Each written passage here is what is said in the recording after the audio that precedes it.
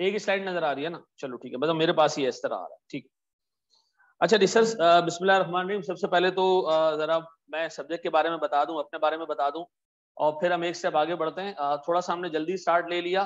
AFC के जो है वो PRC, सॉरी आपका PRC हो चुका है, उसके एग्जाम्स चल रहे हैं, तो वो खत्म होंगे सैटरडे वाले दिन गालिबन। तो एक अच्छा खासा नंबर जो है वो आप लोगों को ज्वाइन करेगा सब्सिक्वेंटली।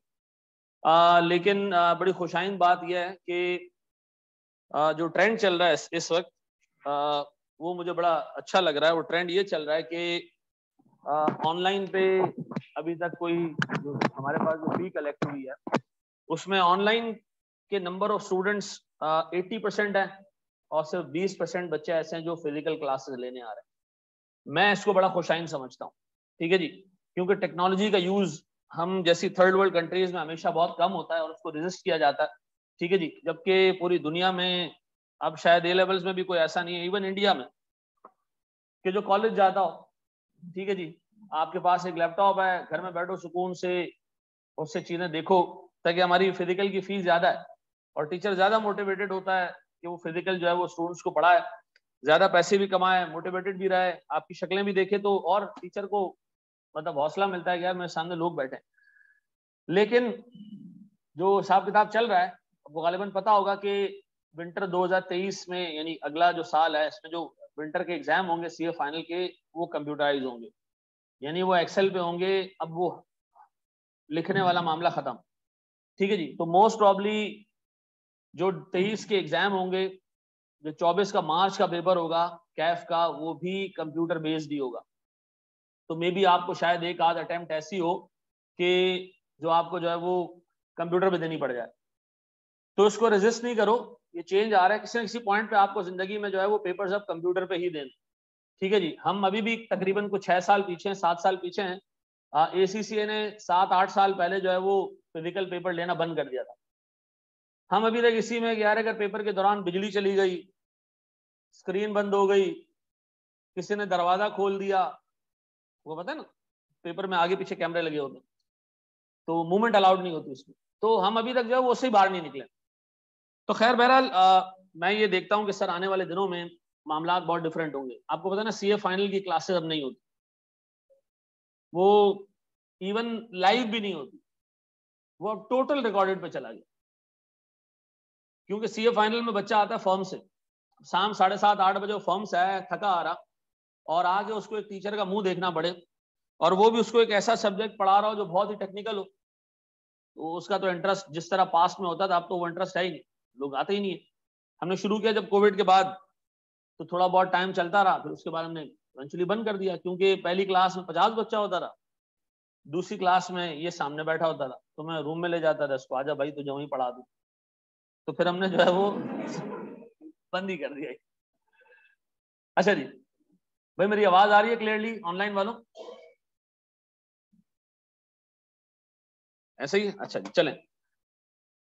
तो भैया मेरा साथ आपका रहेगा, पता नहीं कितने सब्जेक्ट्स में, मैं कितने सब्जेक्ट्स पढ़ाता हूँ मुझे खुद भी याद नहीं रहता।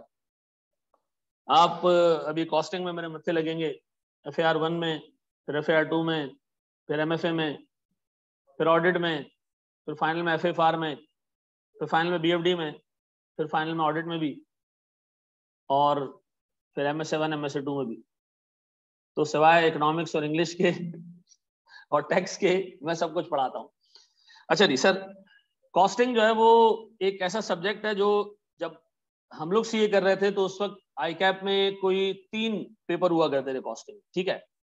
फिर उन्होंने काट के उसको 2 कर दिया, और अब उनको लगा कि नहीं यार कॉस्टिंग का एक ही पेपर बहुत है, तो ये पूरे चार्टर्ड अकाउंटेंसी में एक ही पेपर है, ठीक है ना। आप उठाएं जरा ACCA को, ACCA में कॉस्टिंग के MA1, MA2, F2, F5, P5 5 paper है। ACCA में कॉस्टिंग के 5 पेपर हैं, ICAW में कॉस्टिंग के 2 पेपर हैं। ICAP को लगा कि नहीं यार इकोनॉमिक्स ज्यादा जरूरी है, इंग्लिश बहुत जरूरी है, ठीक है जी, टेंसेस बहुत जरूरी है, कॉस्टिंग का पेपर तो आपको पता है बस बंदा कर ही लेगा अगर उसको जो है वो इंग्लिश बोलना आती हो। तो हमने जो है वो कॉस्टिंग का एक पेपर कर दिया, और इंग्लिश के और बिजनेस कम्युनिकेशन के 2 पेपर कर दिए। तो ये मेरा सबसे बड़ा गिला है आपसे कि यार ये पेपर जिसमें बच्चा पहली दफा आके प्रैक्टिकल लाइफ की चीजें देख रहा होता है, उसका सिर्फ एक ही वर्जन है। यहाँ आपने बेसिक्स भी पढ़नी है, यहाँ आपने एडवांस भी पढ़ना, ठीक है। तो ये एक मुकम्मल चार्टर्ड अकाउंटेंसी है एक ही सब्जेक्ट के अंदर, ठीक है। इस सब्जेक्ट को इसके बाद आप आखिर तक नहीं पढ़ोगे। जो टॉपिक्स आप यहाँ कवर करोगे उसमें शाज़ व नादिर ही कोई ऐसी चीज होगी जो आगे किसी जगह पे आपके किसी सब्जेक्ट में आ रही होगी, अदरवाइज यही पे सब खत्म, ठीक है जी। तो हमने यहाँ बेसिक्स भी बनानी है और हमने यहाँ पर एडवांस कॉन्सेप्ट्स भी देखने हैं। तो हमारी मजबूरी ये बन जाती है कि बाकी के सब्जेक्ट से ज्यादा टाइम हमें कॉस्टिंग को देना पड़ता है, ठीक है जी। वो अक्सर मैं फेसबुक पे लोगों की जो है वो मीम्स देख रहा होता हूँ कि एक बड़ा सा जो है वो बैल है एक बच्चे का हाथ में दिया और नीचे उस बच्चे ने लिख दिया कि कॉस्टिंग का पेपर मेरे कंट्रोल में नहीं आ रहा। ये आपको मैं बताऊं फैक्ट है, ये फैक्ट है, क्योंकि आप लोग आते हो इमीडिएटली पीआरसी से उठ के और दोनों लेवल्स में बहुत फर्क है। लोगों को ये लग रहा होता है कि यार पीआरसी या इंटरमीडिएट में जो हम 100 नंबर का पेपर करके आते थे, कैफ भी ऐसे ही होगा कि अगर 100 नंबर का पेपर नहीं हो रहा तो इसका मतलब है आप तैयार नहीं। ये मैं आपको बता दूं, एक बहुत अच्छे बच्चे से भी एवरेज 5-10 नंबर पेपर में छूटते हैं, ठीक है जी। किसी को टाइम नहीं मिलता, किसी को टाइम बहुत होता है, आता नहीं है, ठीक है जी। तो खैर ये वाहिद सब्जेक्ट है जो पहला भी यही आखिर भी यही, ठीक है सर। इसका नाम है कॉस्ट एंड मैनेजमेंट अकाउंटिंग।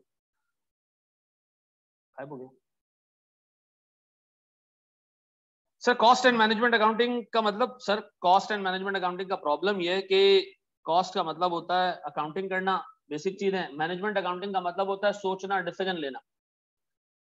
ये जो मैनेजमेंट अकाउंटिंग है ना, ये रोज के रोज, ये बाहर जो दुकान में लोग बैठे हुए हैं ना, जो पराठे बेच रहे हैं, चाय बेच रहे हैं, ये रोज काम कर रहे होते हैं। मैनेजमेंट अकाउंटिंग है क्या?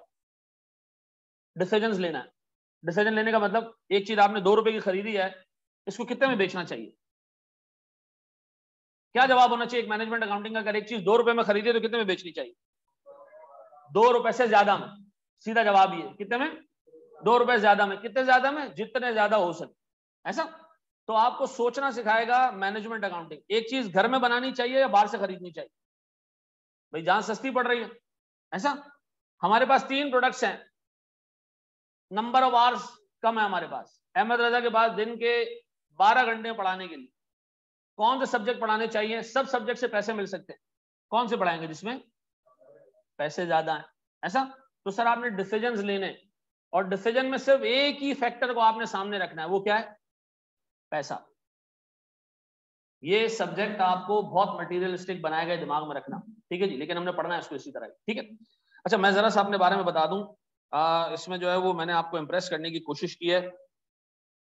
भाई मेरा जो है वो आर्टिकल्स है केपीएमजी से 2004-2008 में, 2002 में मैंने सीए स्टार्ट किया था। हमारे टाइम पे आप लोगों की तरह ये नहीं होता था कि कैफ आप 2-3 अटेम्प्ट में निकाल दो। हमारे डेजिग्नेटेड 4 अटेम्प्ट होती थी, एक में फेल सब में फेल, ठीक है। तो मैंने अपना कैफ 2 साल में किया, देन फाइनल में पहुंच गया 2004 में, फिर मैं 2008 में क्वालिफाई हुआ हूँ। 2009-10 में मैं यूबीएल में फाइनेंशियल कंट्रोलर के तौर पे था। देन फिर आगे जो है वो हमारे पास आरिफ हबीब चला गया, मैं ऑपरेशन हेड।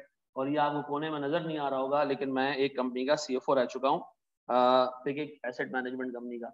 2011-12 में मैंने जॉब छोड़ी और मैं फुल टाइम टीचिंग में आ गया। उसका रीजन रिलीजियस भी था, उसका रीजन ये भी था, मुझे लगा कि यार मैं शायद ज्यादा अच्छे पैसे वहां बना सकता हूँ। तो आर्टिकल्स में जब मैं था तो मेरी आखिरी ड्रॉन सैलरी सिर्फ आपको मोटिवेट करने के लिए 30,000 रुपए थी, ठीक है जी। कहाँ गया? और 2012 तक मैं 8 से 12 के बीच में मैं पहुंच चुका था तकरीबन कोई 4.5 लाख रुपए। यहाँ मैंने छोड़ दिया, अब उससे थोड़े से ज्यादा कमाता हूँ, ठीक है जी। एजुकेशनल डाइवर्सिफिकेशन ये कि मैं बहुत फजूल काम की जिंदगी में, और ये आपने नहीं करने जो मैंने किए सिवाय पहले के, ठीक है ना। मैं सीए किया, फिर किसी ने कहा सेमा भी कर लो, फिर किसी ने कहा सीएफए कर लो, फिर किसी ने कहा एफआरएम भी कर लो। यहाँ आने के बाद मैं थक गया। यहाँ आने के बाद मेरे पास इतना पैसा आ रहा था, मैंने कहा छोड़ो यार बस बात, ठीक है। लेकिन मेरी क्वालिफिकेशन सर फाइनेंस में, अकाउंटिंग में, मैनेजमेंट साइड पे है, फाइनेंशियल मैनेजमेंट साइड पे है और रिस्क साइड पे भी है, ठीक है। अगर जिंदगी में कभी क्वालिफिकेशंस लेनी भी हो ना तो ऐसे लेना। कुछ जाहिल होते हैं सीए करने के बाद एसीसीए करते हैं, सीए करने के बाद यानी उनके पास ऑप्शन होता है दूसरी गाड़ी लेने का, तो एक गाड़ी अगर उनके पास है सिटी है तो दूसरी भी सिटी लेंगे और कोशिश करेंगे कलर भी सेम हो बट नंबर का डिफरेंस हो। भाई ऑनलाइन वालों चलो जिंदा ये बच्चे। अच्छा जी सर, अब जरा हम बात करेंगे सर सब्जेक्ट पे। ये एक ही सब्जेक्ट है पूरे इंटायर जो है वो सिलेबस में, कॉस्टिंग का एक ही सब्जेक्ट है सर ये। और देखो इसमें सबसे इंपॉर्टेंट बात जो लोगों को प्रॉब्लम देती है वो है numbers. Costing is all about numbers, nothing else. अगर नंबर से दोस्ती नहीं है ये सब्जेक्ट आपको बहुत तकलीफ देगा, मैं आपको बता दूं। नंबर से दोस्ती का मतलब ये आपको चीजों को एडजस्ट करना आता हो, आपको परसेंटेजेस पे कमांड हो, ठीक है जी, कि 10 का 8% कितना होता है, 10 किस चीज का 8% है, ठीक है जी, रेशोज आपको आते हो, ठीक है जी, यानी आपको बेसिक मैथ्स इस हद तक आती हो कि जो बेसिक अर्थमेटिक होती है ना ये आपको आती है और सोचना आता हो। आप सोचने का मतलब मैं आपको कहूं जी एक कंपनी जो है वो 10% डिस्काउंट दे रही है और वो 10% का डिस्काउंट 50 रुपए बनते हैं, 10% का डिस्काउंट 50 रुपए बनते हैं। बताएं हमें कंपनी चीज कितने की बेच रही है? 450 रुपए की सर। ओरिजिनल प्राइस का ये 10% है, ठीक है जी, मिसाल दे रहा हूं छोटी सी, आपको ग्रॉस अप करना आता हो, नंबर्स आते हो आप, ठीक है। फिर कंसिडर किया जाता है मोस्ट डिफिकल्ट पेपर, लेकिन अमेजिंग बात यह कि लास्ट 2 अटेम्प्ट के पेपर्स अगर एक एवरेज बच्चा रीजनेबल मेहनत करके जाए ना पेपर देने के लिए, ठीक है जी, आपको मैं यकीन करे बता रहा हूं आसान तरीन पेपर था। ब्रेक इवन का जो सवाल आया था पेपर में 8 नंबर का, मैं कंपोजिट ब्रेक इवन पढ़ाते हुए इलस्ट्रेशन में पहली बेसिक इलस्ट्रेशन रखता हूं और वो पेपर में आया। और अमेजिंग बात यह कि उस पेपर को अटेम्प्ट करने के बाद भी बच्चे कहते हैं बहुत मुश्किल। आप अभी जब सॉल्व कर रहे होंगे ना मेरे साथ, आपको यकीन नहीं आ रहा होगा कि यार ये भी लोगों ने सॉल्व किया, लेकिन है सर, लोगों को इशू आता है, मैथ्स है, नंबर्स हैं, ठीक है जी। अब मैं आगे डिस्कस करूंगा कि मसला कहां आता है इसके अंदर, इस पेपर में सबसे ज्यादा तकलीफ किस वजह से होती है। जरा रिजल्ट के ट्रेंड्स भी देख लें हम सर। ये रिजल्ट्स हैं सर। अच्छी बात यह है कि यार ये कोने वाला रिजल्ट तो नजर नहीं आ रहा होगा, ये वाला।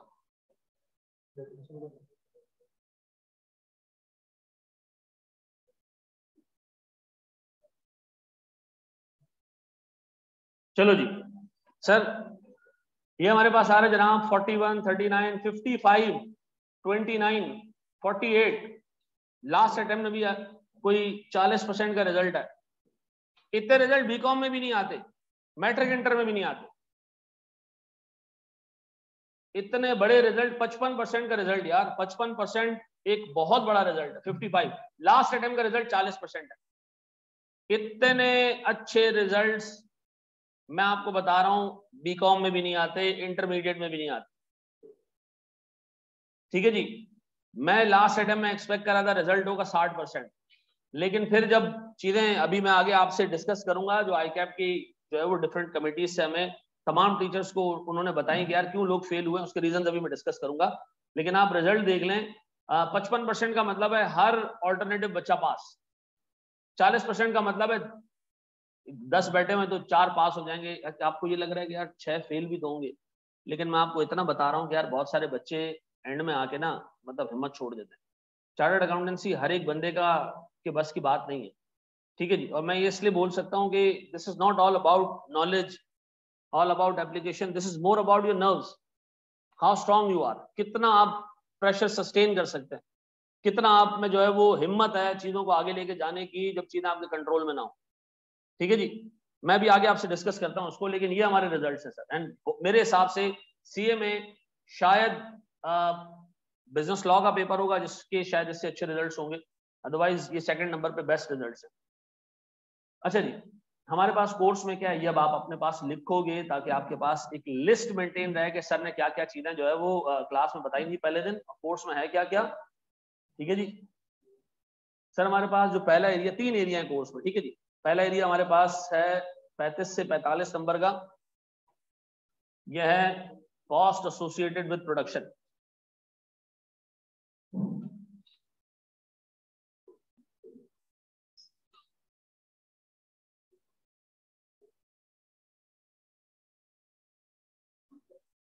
अच्छा भाई एक चीज और मिथ खत्म कर दो, मार्च अटेम्प्ट की परसेंटेज अच्छी थी और सितंबर में बुरी थी, तो ये सितंबर वाला पेपर कोई और बनाता है, मार्च वाला कोई और बनाता है, ये बकवास बात है, ये बकवास बात है। ठीक है जी, लोगों ने ट्रेंड नोट कर लिया, बच्चे ने कहा सर मार्च अच्छा लग रहा है, सितंबर जरा मनूस लग रहा है। ऐसा नहीं है, जैसे आपस की बात है, मेरे साथ भी ऐसे ही हुआ है जिंदगी में। मैं कैब में एक ही पेपर में रुका और वो सितंबर में हुआ, मार्च वाले सारे निकाल लिए थे हैं। नहीं नहीं, लेकिन ऐसा कुछ नहीं, ऐसा कुछ नहीं है भाई। अच्छा सर ये 6 टॉपिक्स हैं, इसमें 45 नंबर हैं, 35 से 45 मार्क्स सिर्फ इन 6 टॉपिक से आएंगे। सर लास्ट टाइम ऊपर वाले से भी सवाल आया था, इससे भी सवाल आया था, इससे भी सवाल आया था, चौथे से नहीं आया और 5वें से नहीं आया, ठीक है ना। छठे से भी बिल्कुल छोटी सी जो है वो एक इलस्ट्रेशन आई थी। इसका मतलब है सर हमारे पास जो हिसाब किताब बन रहा है वो ये बन रहा है कि पहले 3 से सवाल आया तो इस दफा आखिरी के 3 कंपैरेटिवली ज्यादा इंपॉर्टेंट होंगे। ऐसा क्यों सर? क्योंकि इससे पिछले पेपर में आखिरी 3 में से सवाल आया था, ठीक है जी। लेकिन अगेन अगर कोई बंदा ये सोच रहा है कि यार ऊपर वाले 3 इस दफा हल्के रख के जाते हैं और नीचे वाले 3 भारी रख के जाएंगे, तो फिर आई कैप आपको जो है वो एक अच्छा एक्सपीरियंस से गुजारेगा, ठीक है ना। मेरे साथ कोई और टीचर नहीं पढ़ाएगा, पूरा कोर्स मैं खुद पढ़ाऊंगा, ठीक है जी। सिर्फ उन लोगों, उन बच्चों के लिए जो एवरेज बिलो एवरेज बच्चे हैं, उनके लिए प्रैक्टिस की, फर्दर प्रैक्टिस की जो है वो हम क्लास रखा करेंगे एक संडे को। वो काशिफ मेरे साथ देखेगा, वो क्लास प्योरली ऑप्शनल होगी, आपने लेनी है लो, नहीं लेनी नहीं, ठीक है। अगर आपको लगता है कि आपको सारी चीजें अच्छे समझ आ रही है तो आप ना लो।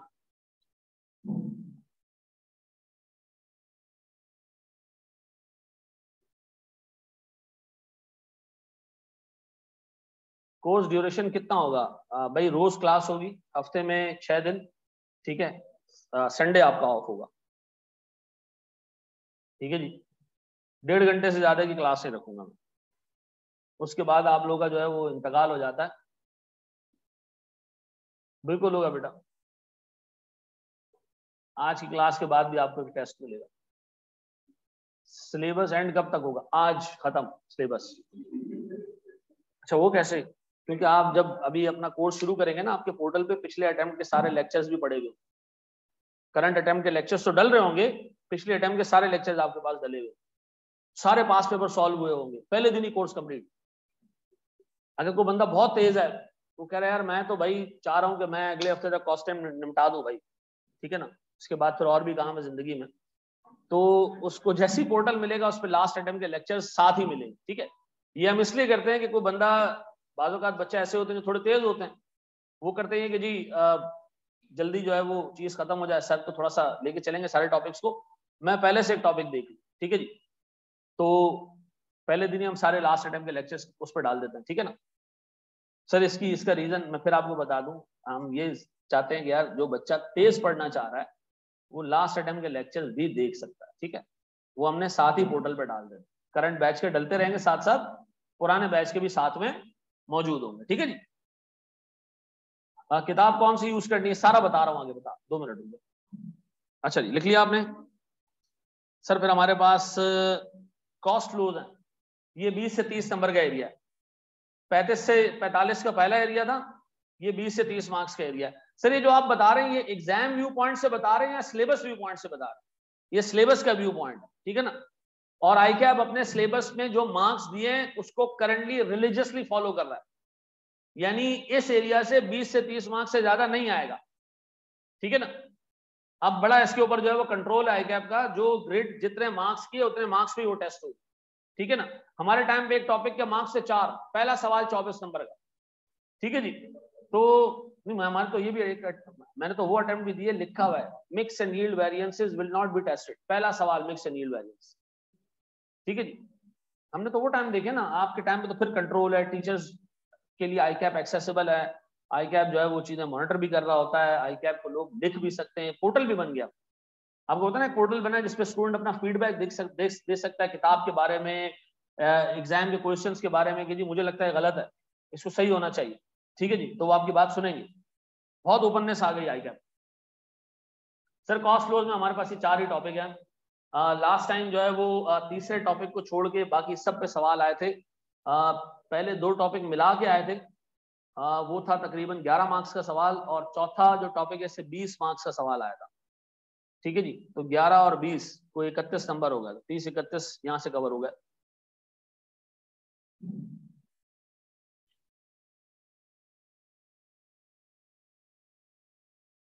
ठीक है मरियम, ये हम देख लेते बेटा।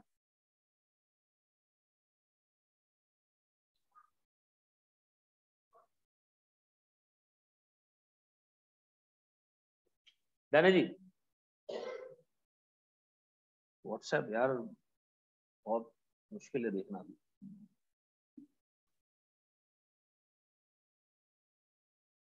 सर कोई चेंजेस है? लास्ट अटेम्प्ट से कोई चेंज नहीं। अच्छा जी, बढ़े हम आगे।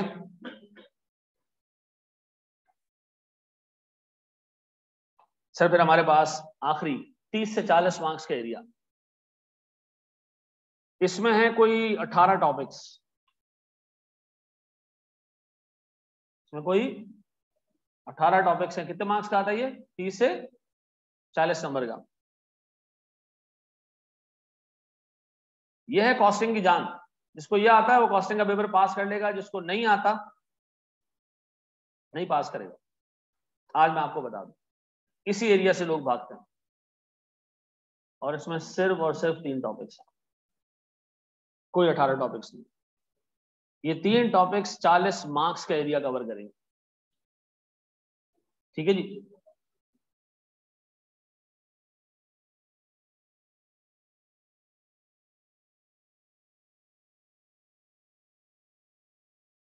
सर जो लास्ट टाइम के लेक्चर्स होंगे, जो करंट बैच के लेक्चर्स हैं, उसमें कोई फर्क होगा? हाँ बिल्कुल होगा फर्क।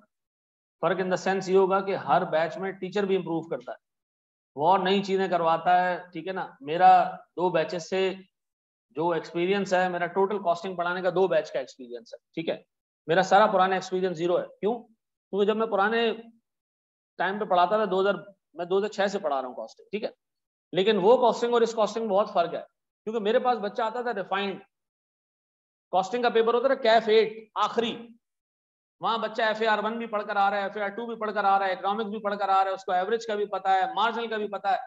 अब मेरे सामने जो बच्चा आगे बैठा हुआ है ना, ये PRC से उठ के डायरेक्ट आया है। तो जब PRC का बच्चा पहली दफा पढ़ाया तो मैंने उनको गालियां दी, ये नहीं समझ आ रहा तुझे लांती। बाद में मुझे फील हुआ नहीं यार, ये बच्चा बहुत छोटा है, इसको इस तरह लेके नहीं चलना पड़ेगा, इसको बहुत प्यार से लेके चलना पड़ेगा। तो पहले बैच में तो मेरा दिमाग खराब हो गया था, फिर उसके बाद मुझे लगा नहीं यार, इनको बहुत आराम से लेके चलने की जरूरत है। तो मैंने फिर बहुत आराम से लेके चला वहां। ठीक है, पिछला बैच मैंने बहुत सब्र से पढ़ाया। ठीक है, बड़े गुनाह माफ हुए मेरे। ठीक है ना। और इस बैच में लगता है कि जन्नत भी मिल जाएगी। ठीक है ना। अच्छा जी, MFA की क्लासेस कल से स्टार्ट होंगी। ठीक है बेटा, अभी ये सारी चीजें हम बाद में डिस्कस करते हैं। ग्रुप कैसे बनेंगे, ये कैसे बनेंगे, कपड़े कौन से पहन के आना है, बाल किस तरफ बनाना है, सारा बता रहा हूँ। अच्छा जी, हाँ जी भाई, ये फजूल बात है, सिर्फ छोटी सी चीज मैं आपसे डिस्कस करूंगा। सुनो, देखो मैं आपसे कोई आज बात इस पे नहीं करूंगा कि एक पहले क्लास में ना मैं पढ़ाता हूँ। ठीक है, ये पहली क्लास में मैं आधा टाइम में ये करने के बाद मैं पढ़ाता हूँ, मैं वेट नहीं करता। लेकिन कुछ चीजें ऐसी हैं जो मैं आपसे डिस्कस करना चाहता हूँ। देखो, ये BCom नहीं है, ये इंटरमीडिएट नहीं है। इंटरमीडिएट में हमारा टीचर आता था, एक सवाल कराता था, कोई भी एक छोटा सा टॉपिक को पकड़ के, मिसाल के तौर पर उसने सिंगल एंट्री का एक सवाल करा दिया। ठीक है, अब आई डोंट नो है या नहीं है, फर्स्ट ईयर सेकंड ईयर में है, करा दिया एक टॉपिक ना, सिंगल एंट्री का एक सवाल कराया, 15 सवाल घर से करने के लिए दे दिए। और उस 15 सवाल और जो क्लास में करवाया हुआ सवाल था, उसमें रत्ती बराबर का फर्क नहीं था। जिस तरह टेबल बना हुआ था, बाकी सवालों में भी वैसे ही टेबल बना, जिस तरह नीचे एडजस्टमेंट आ रही थी, बाकी सवालों में भी वैसी एडजस्टमेंट आ रही। मसला यार सीए का ये कि आप जब पेपर उठाओगे ना, हर दफा आपने इवन घर से 1000 सवाल भी किए, आप जब पेपर उठाओगे ना, आपको पेपर का सवाल बिल्कुल नया लगेगा। यार ये वाला इस तरह का सवाल मैंने नहीं किया। तो आपको सोचना आना चाहिए। क्या आना चाहिए? सोचना आना चाहिए। देखो मैं फिर बता दूं, आप कहीं और से भी कॉस्टिंग पढ़ोगे, आपको शुरू का 2 महीना बड़ा सुकून रहेगा, मजा आएगा। ठीक है ना। मैं उल्टा शुरू करता हूँ, मैं सबसे मुश्किल एरिया पहले उठाता हूँ, जो सोचने वाला एरिया, 30 से 40 नंबर का एरिया देखा ना, ये मैं पहले उठाता हूँ। अपना प्राइम टाइम हम इस पे लगाएंगे ताकि आपको सोचना आए। मैं शुरू के आसान टॉपिक से शुरू करूं ना, वो बहुत आसान है। मटेरियल आया, क्या एंट्री बनेगी, गया, क्या एंट्री बनेगी, आपको लगेगा कॉस्टिंग बहुत आसान है। लेकिन जब आप पेपर में उठाओगे 40 नंबर का एरिया, ऐसे 40 नंबर का मार्क्स ऐसे एरिया से आए जिसपे आपने अपनी टोटल पढ़ने का सिर्फ 10% दिया या 15% दिया, तो ये गलत हो जाएगा। तो मेरे पास ना थोड़ी तकलीफ होगी, तुम्हें थोड़ा सा, तुम्हें जो है वो टफ टाइम मिलेगा, सोचना पड़ेगा। मैं तुम्हें सोचना सिखाऊंगा, एक दिमाग डेवलप करूंगा तुम्हारा, ठीक है जी। तो हम चलेंगे कॉन्सेप्ट्स के ऊपर और कॉन्सेप्ट्स की प्रैक्टिस करेंगे, रादर देन के प्रैक्टिस से कॉन्सेप्ट्स बनाऊं। मैं इस चीज पे ईमान ही नहीं रखता। मैं आपको पहले बताऊंगा सारी चीजें, फिर उसके ऊपर आपको क्वेश्चन दूंगा, रादर देन के मैं आपको पहले हाथ में क्वेश्चन दे दूं और मैं आपको कहूं करो, और आप कहोगे सर ये क्या, मैं कद्दू पता नहीं, आप क्या कराओगे। फिर मैं आपको बोर्ड पे सवाल कराऊं और मैं कहूं समझ आ गया, ये नहीं चलेगा। इससे कभी भी किसी स्टूडेंट का एक ऐसे सब्जेक्ट के साथ जो उसने पहले ना पढ़ाओ, नहीं बनेगी दोस्ती यारी। मैं आपको पहले से दिमाग डेवलप करूंगा, केसेस आपके सामने रखूंगा, फिर मैं उस पर सवाल कराऊंगा, ठीक है जी। अच्छा सर मुझे एक बात बताएं, अगर मैंने क्लास में आपको 10 पास पेपर्स कराए, 5 इलस्ट्रेशंस कराएंगे, आपने कितने सवाल किए? एक भी नहीं किया आपने।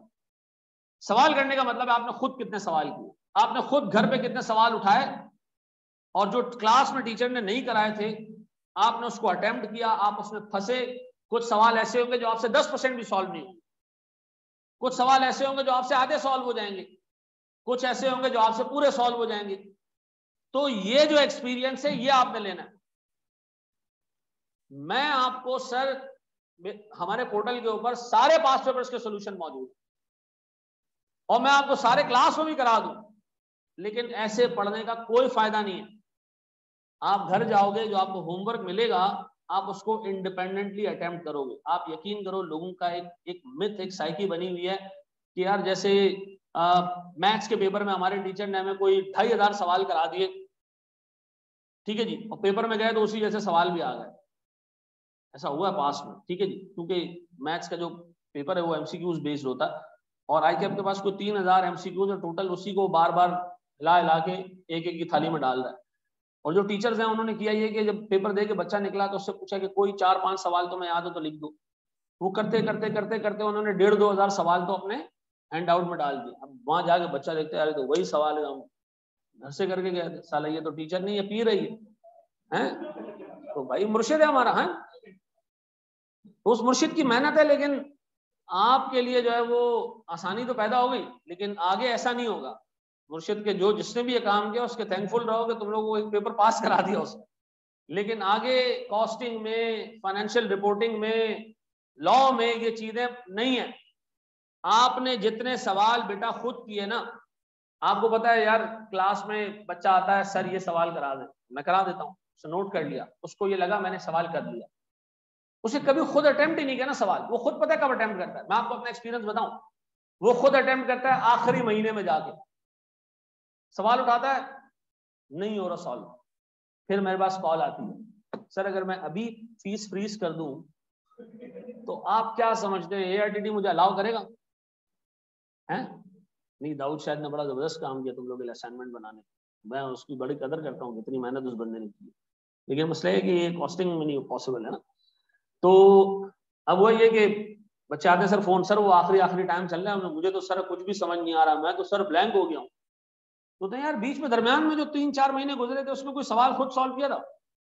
नहीं सर, वो आप करा रहे थे ना। भाई हर काम अगर टीचर ने कराना है तो जिंदगी में तो बहुत सारे ऐसे काम है जो तुमने अकेले करने हैं, पेपर वेपर भी देना है तुमने जाके, ठीक है ना। तो हर जगह टीचर नहीं आएगा, ठीक है जी। अब हंसे हर बंदा अपने हिसाब से हंसा, उसको जो याद आ गया, ठीक है जी। सीनियर जो सुना है कॉस्टिंग के सवाल हैंडल नहीं होते, सीनियर आपको ये भी बताएंगे कि लॉ के सवाल भी हैंडल नहीं होते, किसी के सवाल हैंडल नहीं होते। असल में मसला ये कि आप अपने आप को कभी टेस्ट नहीं करते। मैं आपको बता रहा हूँ, आप पहली दफा, बहुत बाज औकात तो लोग इतने जबरदस्त हैं, हमने पूरा कॉस्टिंग का कोर्स उठाया, जैसे भी क्लास में बात कर रहा हूँ ना, इसमें सारी बातें काटी, थोड़ी पेसअप किया उसको, एक को हमने 1.5 पे ले गए, टोटल कोर्स आ गया 40 घंटों, ठीक है।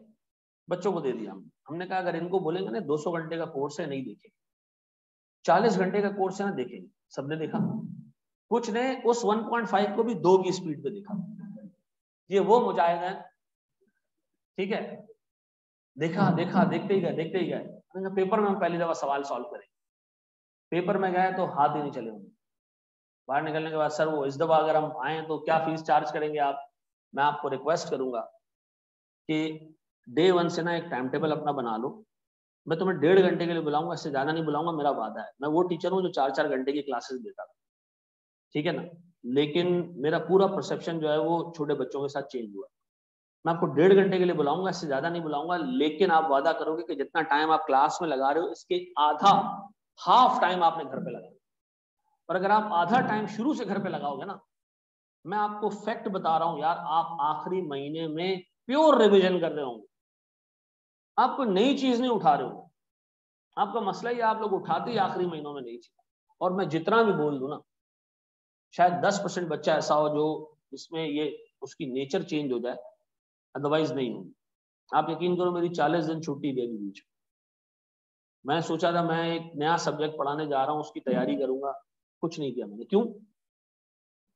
इमीडिएटली नहीं पढ़ाना था ना, साल का टाइम दिया था मैंने, अगले 6 महीने में करें।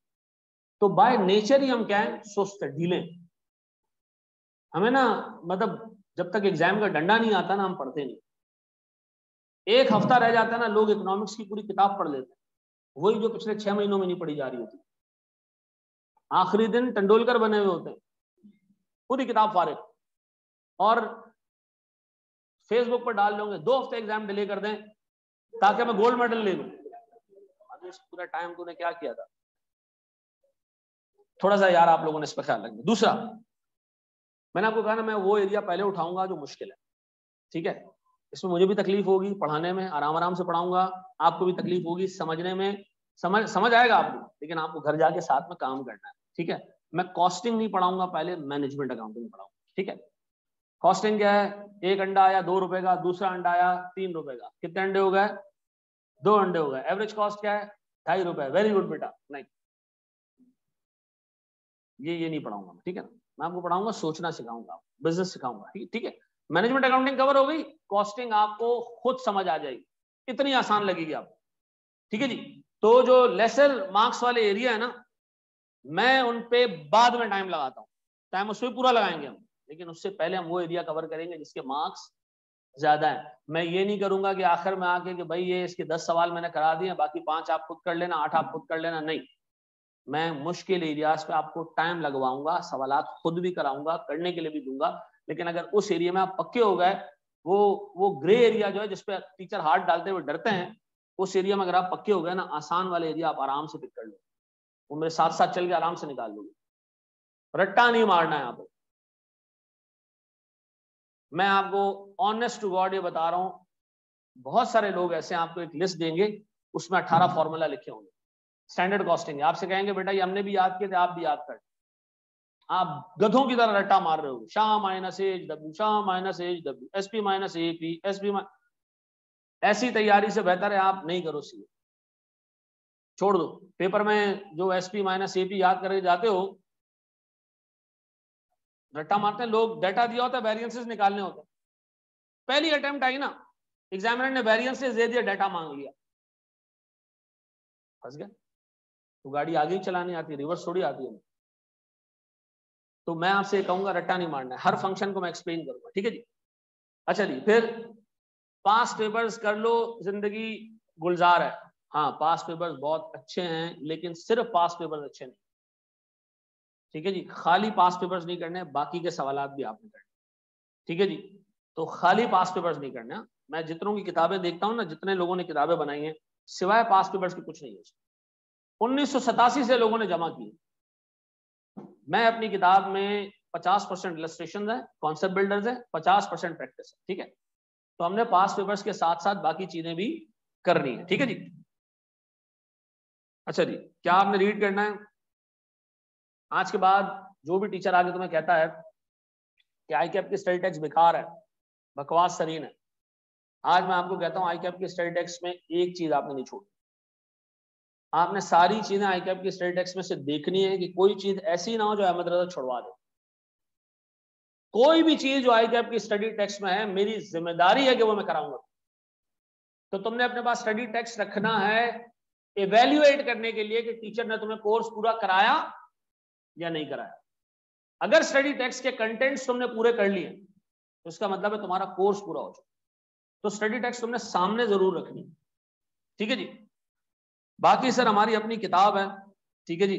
वो किताब कराची में भी अवेलेबल है, लाहौर में भी अवेलेबल है, इस्लामाबाद में भी अवेलेबल हो जाएगी अभी, ठीक है जी। कराची के अलावा पाकिस्तान के 11 शहरों में हमने उसको प्रिंट करवाया।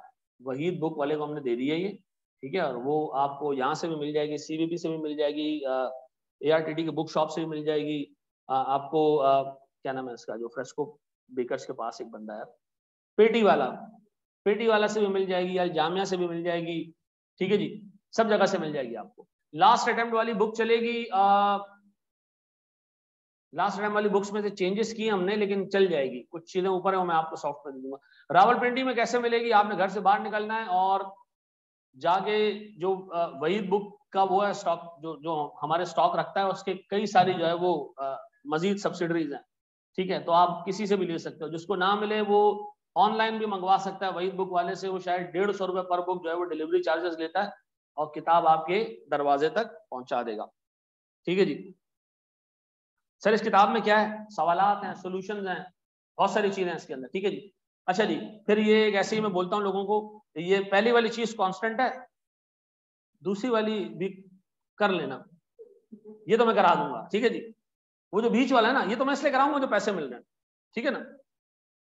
वो जो बीच वाला काम है ना, ये आपके जिम्मे, ये आपके जिम्मे, होप आप कर लोगे काम, ठीक है ना।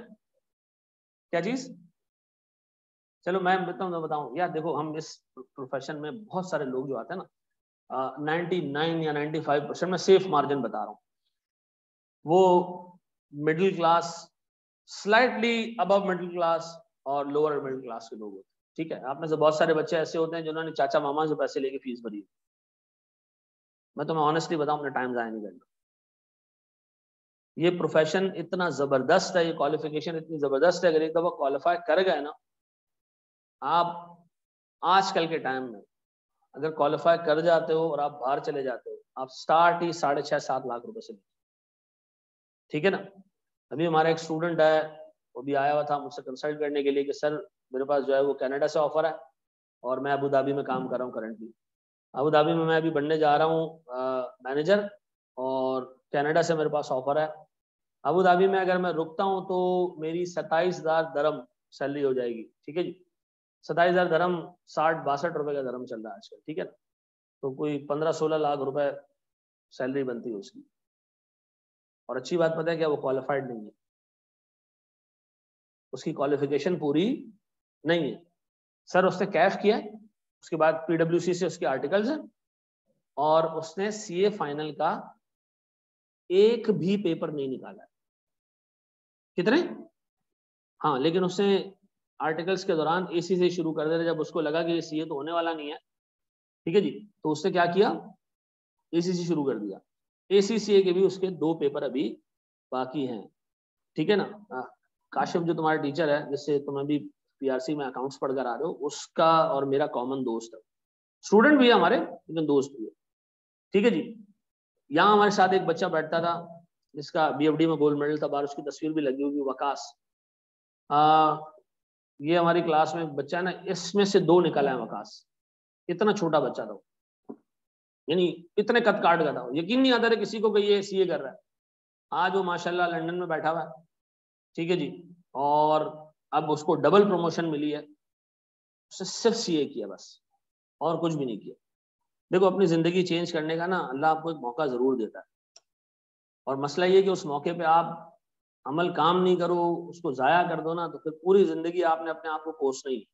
ये मैं आपको बता दूं, आज आपके पास टाइम है, अल्लाह ने आपको कंट्रोल दिया हुआ है कि एफर्ट लगा के अपनी जिंदगी चेंज कर दो। इसके बाद फिर आपके पास टाइम नहीं होगा, ठीक है ना। इसके बाद फिर आप जमाने की गर्दिश के साथ घूमते रहोगे। टुडे इज योर टाइम, ठीक है जी। आप इस टाइम को अच्छे तरीके से यूटिलाइज करो, जाया नहीं करना है, ठीक है जी। अच्छा जनाब, फिर ऐसे हम उड़ जाएंगे हम, और अब हम स्टार्ट करें जनाब अपना पहला टॉपिक।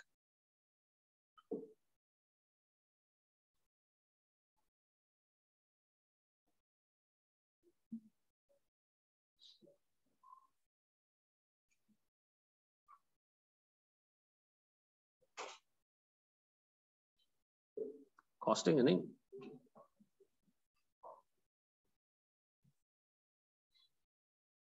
बुक कब तक अवेलेबल होगी? बुक अपने आज ही प्रिंटिंग पे दी है तो सेफली 6-7 दिनों में अवेलेबल हो जाएगी। सर जब तक किताब नहीं है तो हम छुट्टियां करें? नहीं, बिल्कुल भी नहीं। मैं आपको जो है वो बहुत सारी चीजें सॉफ्ट कॉपी पे दूंगा, आप टेंशन नहीं लें, ठीक है जी। अच्छा जी सर, एक छोटी सी हम डिस्कशन करते हैं जनाब, और फिर हम एक स्टेप एक एक करके आगे बढ़ते जाएंगे। तैयार हो भाई?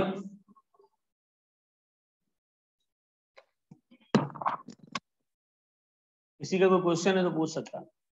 सर अगर लास्ट अटेम्प्ट के लेक्चर लेने हो तो सीक्वेंस क्या होगी? वो सीक्वेंस से डले हुए, कोर्स में चेंजिंग हुई है? नहीं, कोई चेंज नहीं हुआ कोर्स।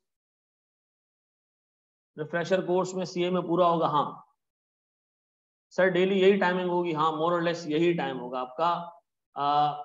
FAR1 होगी सुबह 10 से 11:30 पौने 12, और फिर 12 से जो है वो कॉस्टिंग हुआ करेगी, ठीक है। रोज यही टाइम होगा, ठीक है। ये हमने इंश्योर किया इस दफा कि आपका टाइम टेबल फिक्स हो। किसी को मसला है इसमें क्या?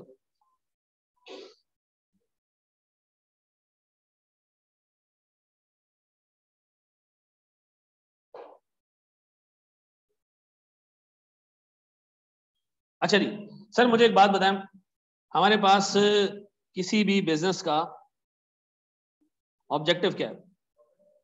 वेरी गुड, एक लाइन का ऑब्जेक्टिव है प्रॉफिट कमाना। जो बिजनेस का ओनर है उसकी वेल्थ में इजाफा करना, उसकी दौलत बढ़ाना, जो बिजनेस का मालिक है, हर बिजनेस का ये ऑब्जेक्टिव है।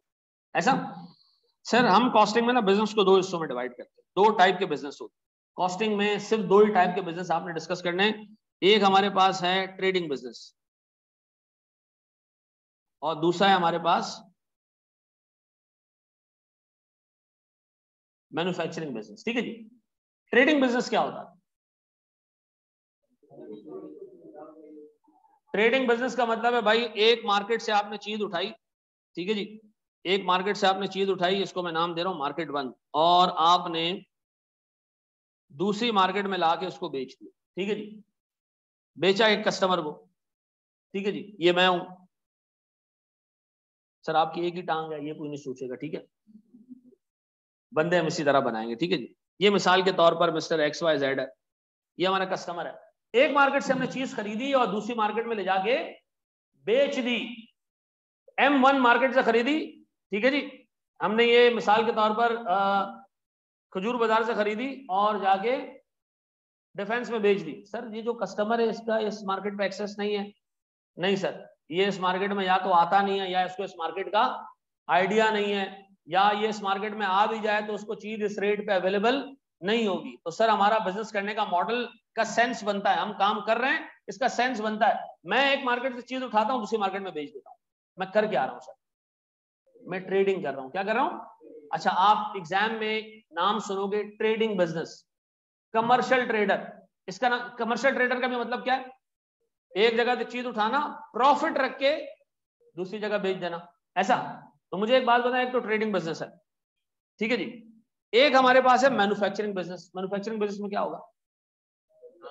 हम एक चीज खरीदेंगे, उसको प्रोसेस करेंगे, उसका नक्शा चेंज करेंगे, उसको पैकिंग करेंगे उसकी, या उसको सर प्रोड्यूस करेंगे, और फिर क्या करेंगे हम? उसके बाद बेचेंगे, वैल्यू एडिशन के बाद बेचेंगे, ठीक है जी। आपके पूरे कोर्स में शायद 20% कोर्स ट्रेडिंग बिजनेस के ऊपर है और 80% कोर्स मैन्युफैक्चरिंग बिजनेस से रिलेटेड, ठीक है जी। तो दोनों पे आपका कंट्रोल होना चाहिए, दोनों पे कंट्रोल होना चाहिए। ट्रेडिंग बगैर मैन्युफैक्चरिंग किए, बगैर नक्शा चेंज किए, बगैर वैल्यू एडिशन के एक चीज खरीदी, उसी हालत में आपने उसको बेच दी। मैन्युफैक्चरिंग क्या करेगा? चीज खरीदेगा, उसका नक्शा चेंज करेगा, दो चीजों को मिलाएगा, तीसरी चीज बना देगा, ठीक है जी। किसी तरह की भी वैल्यू एडिशन, प्रोडक्ट का नक्शा चेंज कर दिया, हम क्या कहेंगे? इससे क्या किया? मैन्युफैक्चरिंग की। आपको याद है पाकिस्तान में एक जमाने में एक कंपनी होती थी क्यू मोबाइल, याद आ रहा है? क्यू मोबाइल सर चाइना से डिफरेंट मोबाइल्स खरीदती, अनब्रांडेड, उस पर ब्रांड नहीं लिखा होता था, ठीक है जी। खरीद के ला के यहाँ क्या करती थी? उस पर लिख देती थी क्यू मोबाइल, एक डब्बे में बंद करके बेच देती।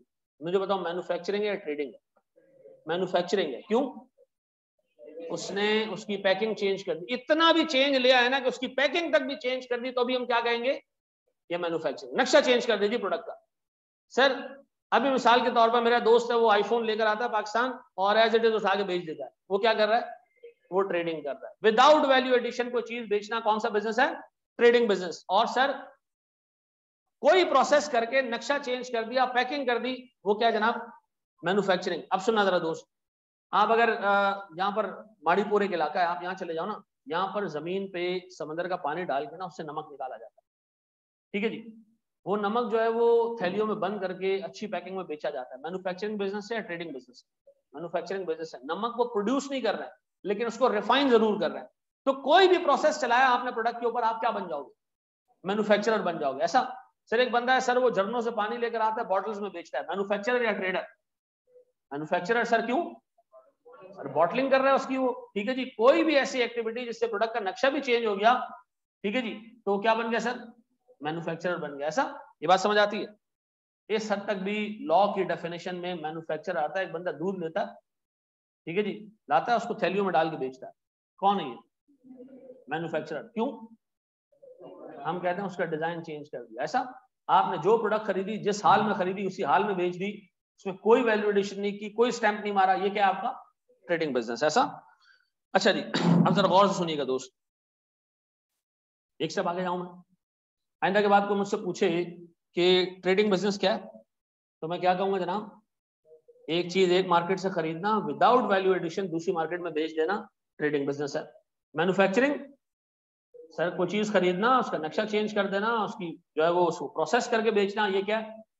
मुझे बताओ, डॉक्टर जो सर्विसेज दे रहा है, मैन्युफैक्चरिंग बिजनेस है या ट्रेडिंग बिजनेस है? सर सर्विसेज सारी मैन्युफैक्चरिंग में है, ठीक है। किसमें आएगी? मैन्युफैक्चरिंग में आएगी, क्योंकि यहाँ बंदा चीजों को परफॉर्म कर रहा होता है। ट्रेडर का काम क्या होता है? कुछ नहीं करता। ट्रेडर क्या करता है? एक जगह से खरीदा, दूसरी जगह बेच दो, कहता है मुझे कुछ भी नहीं आता, सिर्फ बेचना आता है बस। और जो मैन्युफैक्चरर होता है वो कुछ ना कुछ कर रहा होता है, परफॉर्म कर रहा होता है, ठीक है जी। वेरी गुड जी उसामा। चलो जी, एक स्टेप आगे जाएंगे हम सर।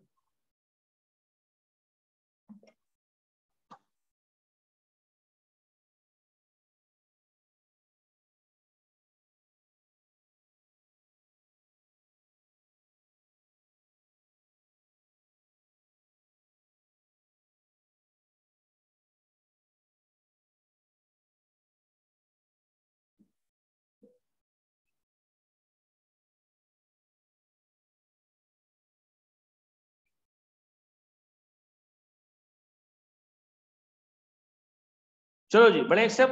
अच्छा अब सुनना जरा दोस्त, अच्छे तरीके से एक चीज सुनना, प्यारे भाई बोर्ड पे देखना। 2 मिनट के लिए आप अज्यूम करो कि आप एक मैन्युफैक्चरर हो। कौन हो? मैन्युफैक्चरर हो। और सुनना, मैन्युफैक्चरर का काम क्या होता है? मैन्युफैक्चरिंग करना सर। मैं आपको एक टिपिकल एग्जांपल दे रहा हूं, अच्छे तरीके से सुनना सर। मैं एक फैक्ट्री में घुसता हूं ना, एक कंपनी में घुसता हूं, तो एक कंपनी में जब मैं घुसा तो मुझे नजर आया वहां पर उसकी फैक्ट्री। क्या नजर आई? फैक्ट्री में क्या करेगा वो? प्रोडक्शन कर रहा है, कुछ गुड्स प्रोड्यूस कर रहा है, ठीक है जी। रॉ मटेरियल लेता है वो, प्लास्टिक लेता है, उससे सर ये स्पीकर के जो है वो एम्पलीफाई करने की चीजें ये बना रहा है। एक बंदा सर वो मोबाइल्स प्रोड्यूस कर रहा है। ये कौन है सर?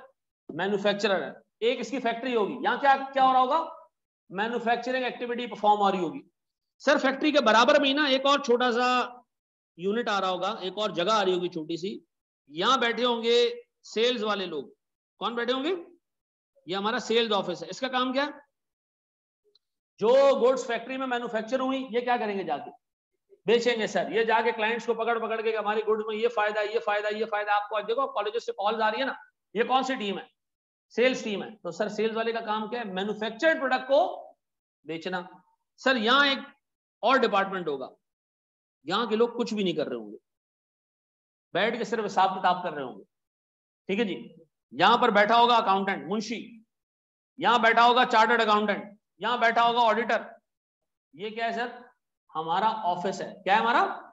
यहां पर क्या होता है सर? यहां पर काम होता है अकाउंटिंग से रिलेटेड, ऑडिट से रिलेटेड।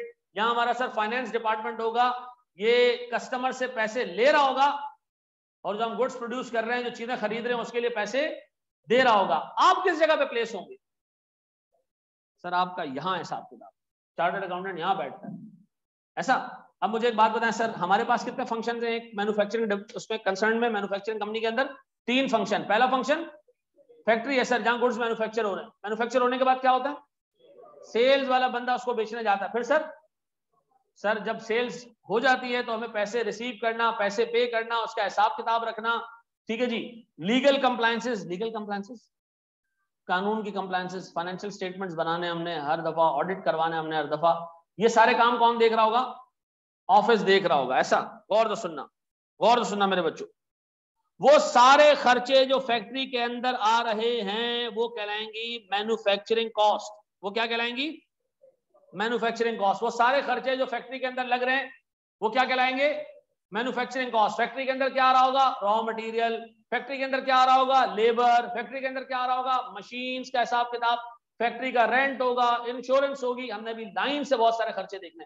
वो सारे खर्चे जो कहां इनकर होते हैं, फैक्ट्री के अंदर, क्या कहलाते हैं, मैन्युफैक्चरिंग कॉस्ट। तो सारे खर्चे जो फैक्ट्री के अंदर इनकर होते हैं क्या कहलाते हैं, मैन्युफैक्चरिंग कॉस्ट। वो सारे खर्चे जो इन 2 डिविजन्स में इनकर होते हैं वो क्या कहलाते हैं, नॉन मैन्युफैक्चरिंग कॉस्ट। वो क्या कहलाते हैं, नॉन मैन्युफैक्चरिंग कॉस्ट। क्या कहलाएंगे। अब बताओ, हमारे पास कॉस्ट या खर्चे की 2 टाइप्स हैं, कौन सी, मैन्युफैक्चरिंग जो कहां इनकर हो रहे हैं, फैक्ट्री के अंदर, और सर नॉन मैन्युफैक्चरिंग जो फैक्ट्री के बाहर इनकर हो रहे हैं। फैक्ट्री के बाहर कहां पर, जहां भी इनकर हो, चाहे सेल्स डिपार्टमेंट में इनकर हो, चाहे हमारे एडमिन या ऑफिस डिपार्टमेंट में इनकर हो, वो सारे क्या कहलाएंगे, नॉन मैन्युफैक्चरिंग कॉस्ट। फिर रिपीट कर रहा हूं, मैन्युफैक्चरिंग कॉस्ट क्या है, वो जो फैक्ट्री के अंदर इनकर हो रही है। फिर फैक्ट्री के जो बाहर इनकर हो रही है वो नॉन मैन्युफैक्चरिंग। इतनी बेसिक क्लासिफिकेशन ध्यान में रखना। अब मुझे एक बात बताएं सर, कॉस्ट कितने टाइप की है मैन्युफैक्चरिंग कंसर्न में, 2 टाइप की। वो जो फैक्ट्री के अंदर इनकर हो रही है वो क्या है, जो फैक्ट्री के बाहर इनकर हो रही है। तो सर हम इसकी क्लासिफिकेशन क्यों पढ़ रहे हैं, खर्चा तो खर्चा है ना, खर्चे को मैन्युफैक्चरिंग कॉस्ट बोले, नॉन मैन्युफैक्चरिंग कॉस्ट बोले, फर्क क्या पड़ता है। सर दोनों की अकाउंटिंग ट्रीटमेंट में डिफरेंस है।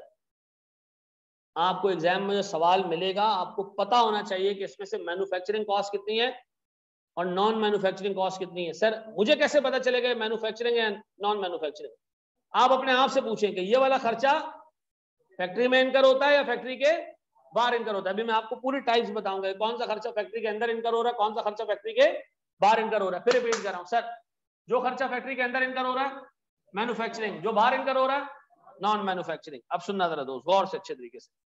अब मैं मैन्युफैक्चरिंग कॉस्ट को जरा सा एक्सप्लेन करने जा रहा हूँ। सर पहले इस मार्कर्स को मैं दायरा इंसानियत में ले आऊं। ये जिसके पास लैपटॉप चल रहा था या तो वो अंधों को पढ़ा रहा था या मेरा भाई खुद अंधा था। शॉकिंग पिंक कलर्स भी रखे हुए इस बंदे ने।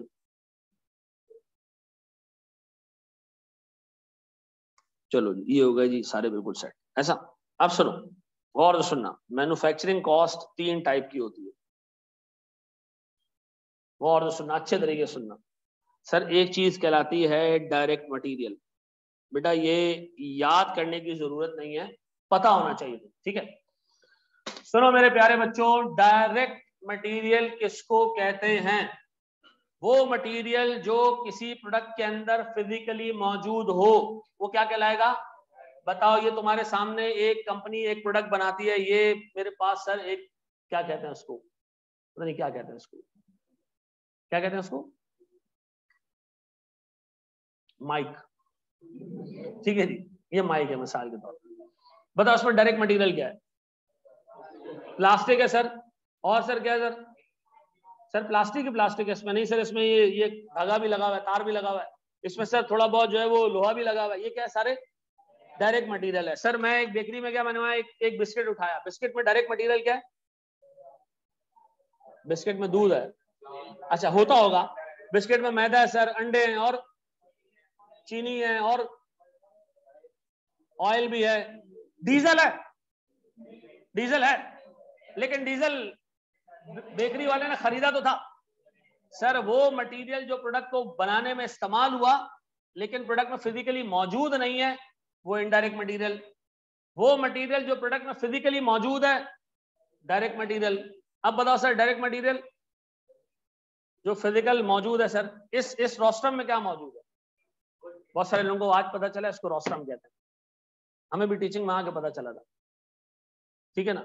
मैं पहली क्लास ले रहा था तो वो TSA में मैं 6 साल पढ़ा है शुरू में, 2006 से 2012 तक। तो एक वो बंदा घूम रहा है, रुस्तम रुस्तम। मैंने कहा रुस्तम क्या है भाई? उसने कहा इसको रुस्तम कहते हैं। बाद में बताया ये रोस्तम कहलाता। ठीक है, अब मुझे एक बात बताएं, इस रुस्तम में क्या क्या मटेरियल लगा हुआ?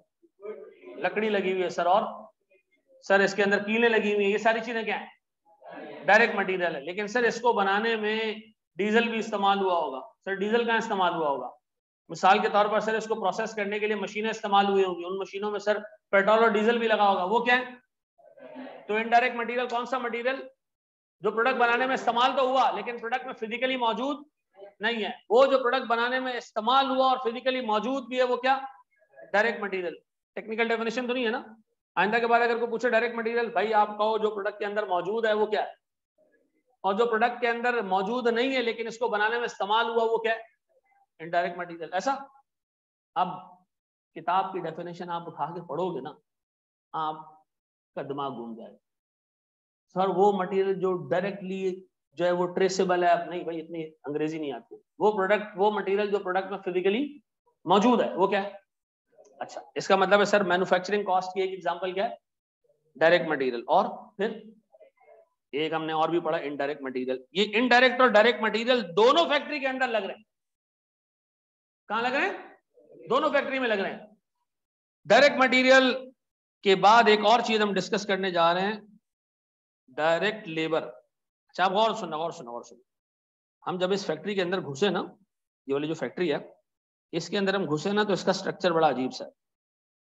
फैक्ट्री के अंदर इस कोने में एक बंदा बैठा और इन सारे मजदूरों को यहाँ काम कर रहे हैं देख रहा है, ऊपर से देख रहा है, और जो काम नहीं कर रहा है उसको वहीं से गालियां दे रहा है।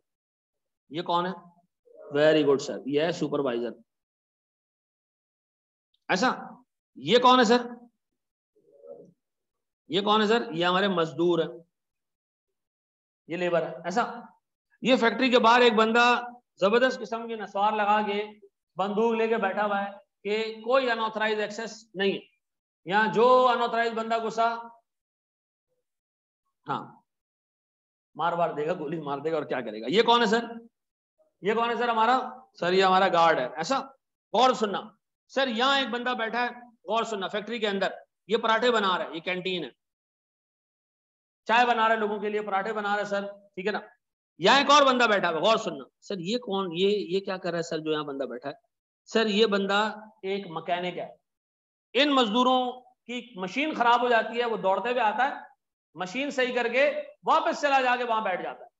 अब मुझे एक बात बताएं, सुपरवाइजर क्या डायरेक्ट काम कर रहा है, प्रोडक्ट बना रहा है? नहीं। डायरेक्ट प्रोडक्ट कौन बना रहा है? ये लेबर बना रहा है। कैंटीन वाला प्रोडक्ट बना रहा है? नहीं सर, लोगों को चाय दे के उनके उनके जो है वो उनको फ्रेश रख रहा है, ऐसे ही होगा। अच्छा, ये गार्ड क्या कर रहा है? क्या ये प्रोडक्ट बना रहा है? नहीं, लेकिन प्रोडक्शन प्रोसेस को फैसिलिटेट जरूर कर रहा है। वो जो बंदा ऊपर बैठा है मशीन मैकेनिक जो है, ये प्रोडक्शन कर रहा है खुद? नहीं, लेकिन ये क्या कर रहा है? प्रोडक्शन प्रोसेस को फैसिलिटेट कर रहा है। सर मुझे बताएं, यहां पर कौन से लोग ऐसे हैं जो बजाते खुद प्रोडक्ट प्रोड्यूस कर रहे हैं? सर ये लेबर है, ये लेबर। और बाकी लोग सिर्फ प्रोडक्शन प्रोसेस को फैसिलिटेट कर रहे हैं, वो खुद प्रोडक्शन नहीं कर रहे। तो सर वो बंदा जो खुद प्रोडक्शन करे वो डायरेक्ट लेबर, और जो पूरे बाकी के तमाम लोग हैं जो प्रोडक्शन प्रोसेस को सिर्फ क्या कर रहे हैं? फैसिलिटेट कर रहे हैं, खुद प्रोडक्ट प्रोड्यूस नहीं कर रहे हैं, ये कौन है? ये इनडायरेक्ट लेबर है। ऐसा, अब आइंदा के बाद को पूछे डायरेक्ट लेबर कौन होता है भाई? सर जो प्रोडक्ट बना रहा है बैठ के, सर जो रॉ मटेरियल को प्रोसेस कर रहा है अपने हाथों से, ये कौन है? ये डायरेक्ट लेबर है। सर सर वो बंदा जो प्रोडक्शन खुद नहीं कर रहा लेकिन प्रोडक्शन प्रोसेस को फैसिलिटेट कर रहा है, गार्ड अनऑथराइज एक्सेस को रोक रहा है, सुपरवाइजर पूरे के पूरे सिस्टम को चला रहा है, सर इनएफिशिएंसीज खत्म कर रहा है, लोग काम ना करें इसको कंट्रोल कर रहा है, कैंटीन वाला लोगों को चाय बना बना के दे रहा है कि लोग ताजा दम रहे हैं। सर वो जो मशीन मैकेनिक है, सर वो जब भी किसी की मशीन खराब होती है नीचे आके उसको हेल्प आउट कर देता है। ये तमाम लोग प्रोडक्शन प्रोसेस को क्या कर रहे हैं? फैसिलिटेट कर रहे हैं। लेकिन आप देखें सारे के सारे लोग फैक्ट्री के अंदर काम कर रहे हैं। ऐसा, तो मुझे बताओ सर, मेरे पास एक और कॉस्ट आ गई, डायरेक्ट लेबर, और दूसरी कॉस्ट क्या है? Indirect labour. सर जो डायरेक्ट मटेरियल है, जो डायरेक्ट लेबर है,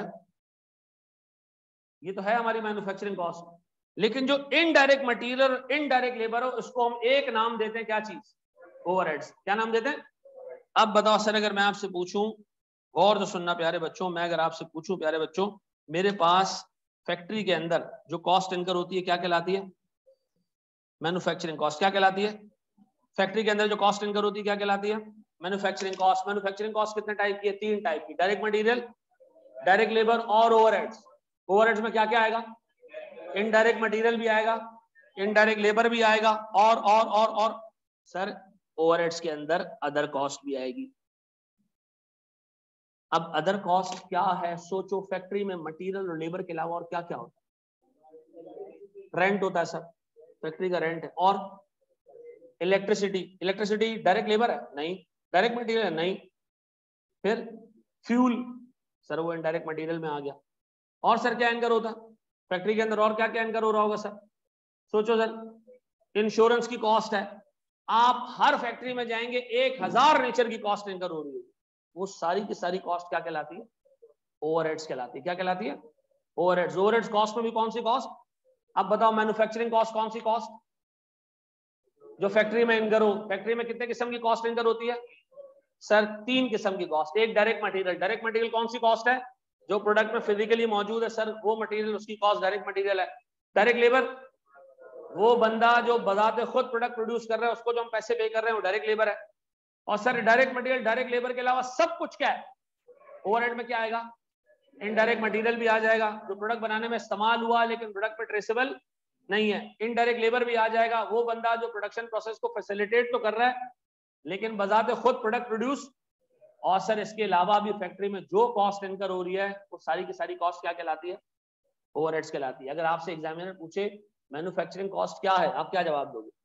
वो कॉस्ट जो फैक्ट्री में इनकर हो रही है। फैक्ट्री में 3 किस्म की कॉस्ट इनकर होती है, डायरेक्ट मटेरियल, डायरेक्ट लेबर और ओवरहेड्स। ओवरहेड्स 3 टाइप के होते हैं, इनडायरेक्ट मटेरियल, इनडायरेक्ट लेबर और ऑल अदर कॉस्ट। ये बात समझ आती है? ये बात भेजे में बैठती है, फौरन फौरन नोट करो।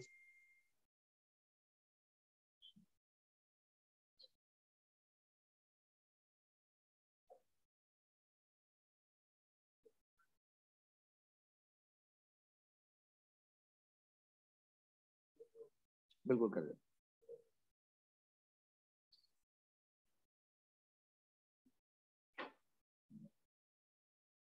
अच्छा, क्या ये डेफिनेशन याद करनी है? बिल्कुल भी नहीं। क्या ये डेफिनेशन जहन में रखनी है? हाँ। आपसे कोई पूछे डायरेक्ट मटेरियल क्या है, आपको पता होना चाहिए। आपसे कोई पूछे डायरेक्ट लेबर क्या है, आपको पता होना चाहिए। चाहे आपको सिंधी जुबान में आता हो, पश्तो जुबान में आता हो, उर्दू जुबान में आता हो, बलोची जुबान में आता हो, पंजाबी जुबान में आता हो, फर्क नहीं पड़ता, लेकिन आपको पता जरूर होना चाहिए। ठीक है जी। हमारी अपनी किताब है बेटा, उसी में से प्रैक्टिस करनी है। आगे आएगा पैकेजिंग क्यों डायरेक्ट कॉस्ट होती है, क्योंकि पैकेजिंग इमटेरियल कॉस्ट होती है। हमने आगे डिस्कस करना है कि बाज़ औक़ात कुछ डायरेक्ट मटेरियल ऐसे होते हैं जो इतने छोटी अमाउंट के होते हैं कि उनको हम इनडायरेक्ट मटेरियल ट्रीट कर लेते हैं। नहीं डिस्कस किया हमने उसको, होता है सॉल्टी वगैरह होती है। ठीक है ना? बिल्कुल जी बेटा, ओवरहेड्स में आएगी ना, क्योंकि हम तो फैक्ट्री में मिसाल के तौर पर लैपटॉप्स बना रहे हैं ना, पराठे थोड़ी बना रहे हैं। इनडायरेक्ट लेबर के अंदर ही है। ठीक है ना? क्योंकि वो लैपटॉप नहीं बना रहा फैक्ट्री, वो पराठे बना रहा है। ओवरऑल कंपनी के लिए वो क्या है? इनडायरेक्ट। अच्छा, मैंने अभी कोई टॉपिक स्टार्ट नहीं किया, सिर्फ बेसिक बातें कर रहा हूँ। ठीक है ना? ताकि आगे मैं वर्ड इस्तेमाल करूँ डायरेक्ट मटेरियल, तो आपको पता हो कि डायरेक्ट मटेरियल का मतलब क्या है। आगे जब मैं वर्ड इस्तेमाल करूँ डायरेक्ट लेबर, तो आपको पता हो कि डायरेक्ट लेबर का मतलब क्या है। हाँ जी, केक बनाने में अंडे क्या है? मटेरियल। केक बनाने में डीजल क्या है सर? ऐसा?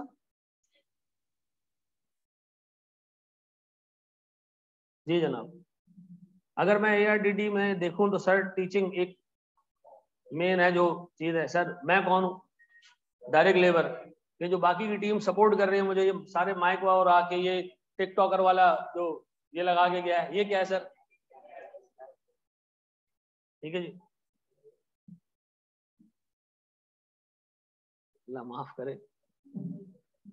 ये अक्सर आप देखो ना, सुबह सुबह आप कभी वॉक करने जाओ ना ये झील पार्क में, तो आपको टिकटॉकर नजर आएंगे। इतवार वाले दिन खास तौर पे अजीब व गरीब रंगो नस्ल के लोग होंगे, ठीक है ना। तो ये मतलब कोई देखता भी है इनकी चीजें?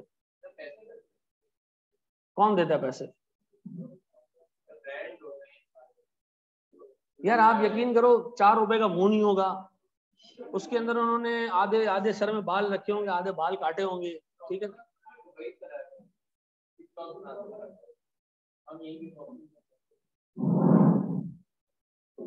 चलो नहीं, एक कौम होती है, एक मर्द है, एक औरत है, एक का पता नहीं है, एक अब चौथी कौम भी आ गई है, वो टिकटॉकर है।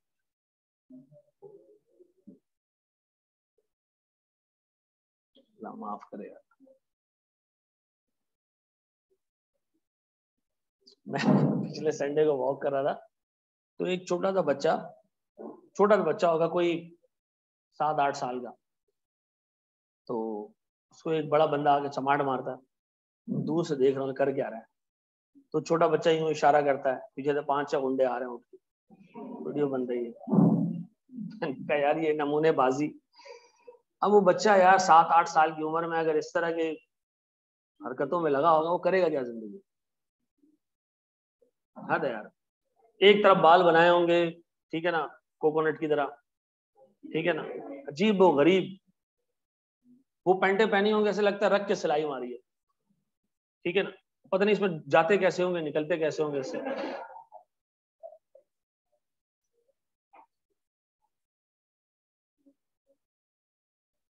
कैमरा ऑन ही तो है, बंद किससे कर दिया? कैमरा ऑन नहीं है क्या भाई? इधर चला गया भाई हमारा। इन्ना लिल्लाहि व इन्ना इलैहि राजिऊन। बंद हो गया क्या? ऑनलाइन वालों सब मैंने हाइड किया ना, वो स्किप से आएगा। आ तो रहा कैमरा, नहीं आ रहा? चलो जी, एक स्टेप आगे बढ़ते हैं दोस्त। मुझे एक बात बताओ, फैक्ट्री के अंदर एक खर्चा एंकर हो रहा है इंश्योरेंस का। हमें डर लगता है हमारा जो मटेरियल चोरी ना हो जाए, हमने इंश्योरेंस करवा दिया। क्या है इंश्योरेंस की cost? Direct material, direct labour है या ओवरहेड्स है? ओवरहेड्स है सर हमारी मशीन जो है वो इस्तेमाल हो रही हैं, उसकी रिपेयर एंड मेंटेनेंस आती है, रिपेयर करवानी पड़ती है। डायरेक्ट मटेरियल है, डायरेक्ट लेबर है या ओवरहेड है? इसका मतलब है डायरेक्ट मटेरियल, डायरेक्ट लेबर के अलावा जो खर्चा है वो सारा क्या है? ओवरहेड्स है। सर मुझे एक बात बताएं, हमारी जितनी भी मशीन चल रही होती है ना, जब एक दफा चल जाती है, दवाइयां प्रोड्यूस होते हुए देखिए कभी, दवाइयां जो है बैचेस में प्रोड्यूस होती है। जैसे पैनाडोल की टैबलेट प्रोड्यूस हो रही है ना, तो 1 लाख पैनाडोल एक साथ प्रोड्यूस होती है। फिर मशीन को थोड़ा आराम दिया जाता है, मशीनों को रीअलाइन किया जाता है, ऑयलिंग एंड ग्रीसिंग की जाती है, फिर अगला बैच चढ़ता है। ये जो ऑयलिंग एंड ग्रीसिंग है, ये डायरेक्ट मटेरियल है, डायरेक्ट लेबर है या ओवरहेड है? ओवरहेड है। एक बंदा सर पैनाडोल प्रोड्यूस करने के लिए सर काम कर रहा है बाकायदा, ये क्या है? डायरेक्ट लेबर है सर। सर पैनाडोल बनाने में सर जो दवाइयां इस्तेमाल हो रही है, जो केमिकल यूज हो रही है, क्या है? ये डायरेक्ट मटेरियल है। ऐसा ये समझ आती है बात? मतलब आपको सिर्फ 3 चीजें पता होनी चाहिए, डायरेक्ट मटेरियल, डायरेक्ट लेबर और बाकी जो बच जाए सारा ओवरहेड। डन? अच्छा जी, अब आए जरा सर, फैक्ट्री के बाहर भी तो कुछ खर्चा हो रहा है, वो क्या है sir? Non manufacturing cost. Non manufacturing cost की बाइफर्केशन जरूरी नहीं है। नॉन मैन्युफैक्चरिंग है तो नॉन मैन्युफैक्चरिंग, ब्रॉडली इसमें 2 कॉस्ट आती है। कौन कौन सी? सेलिंग कॉस्ट और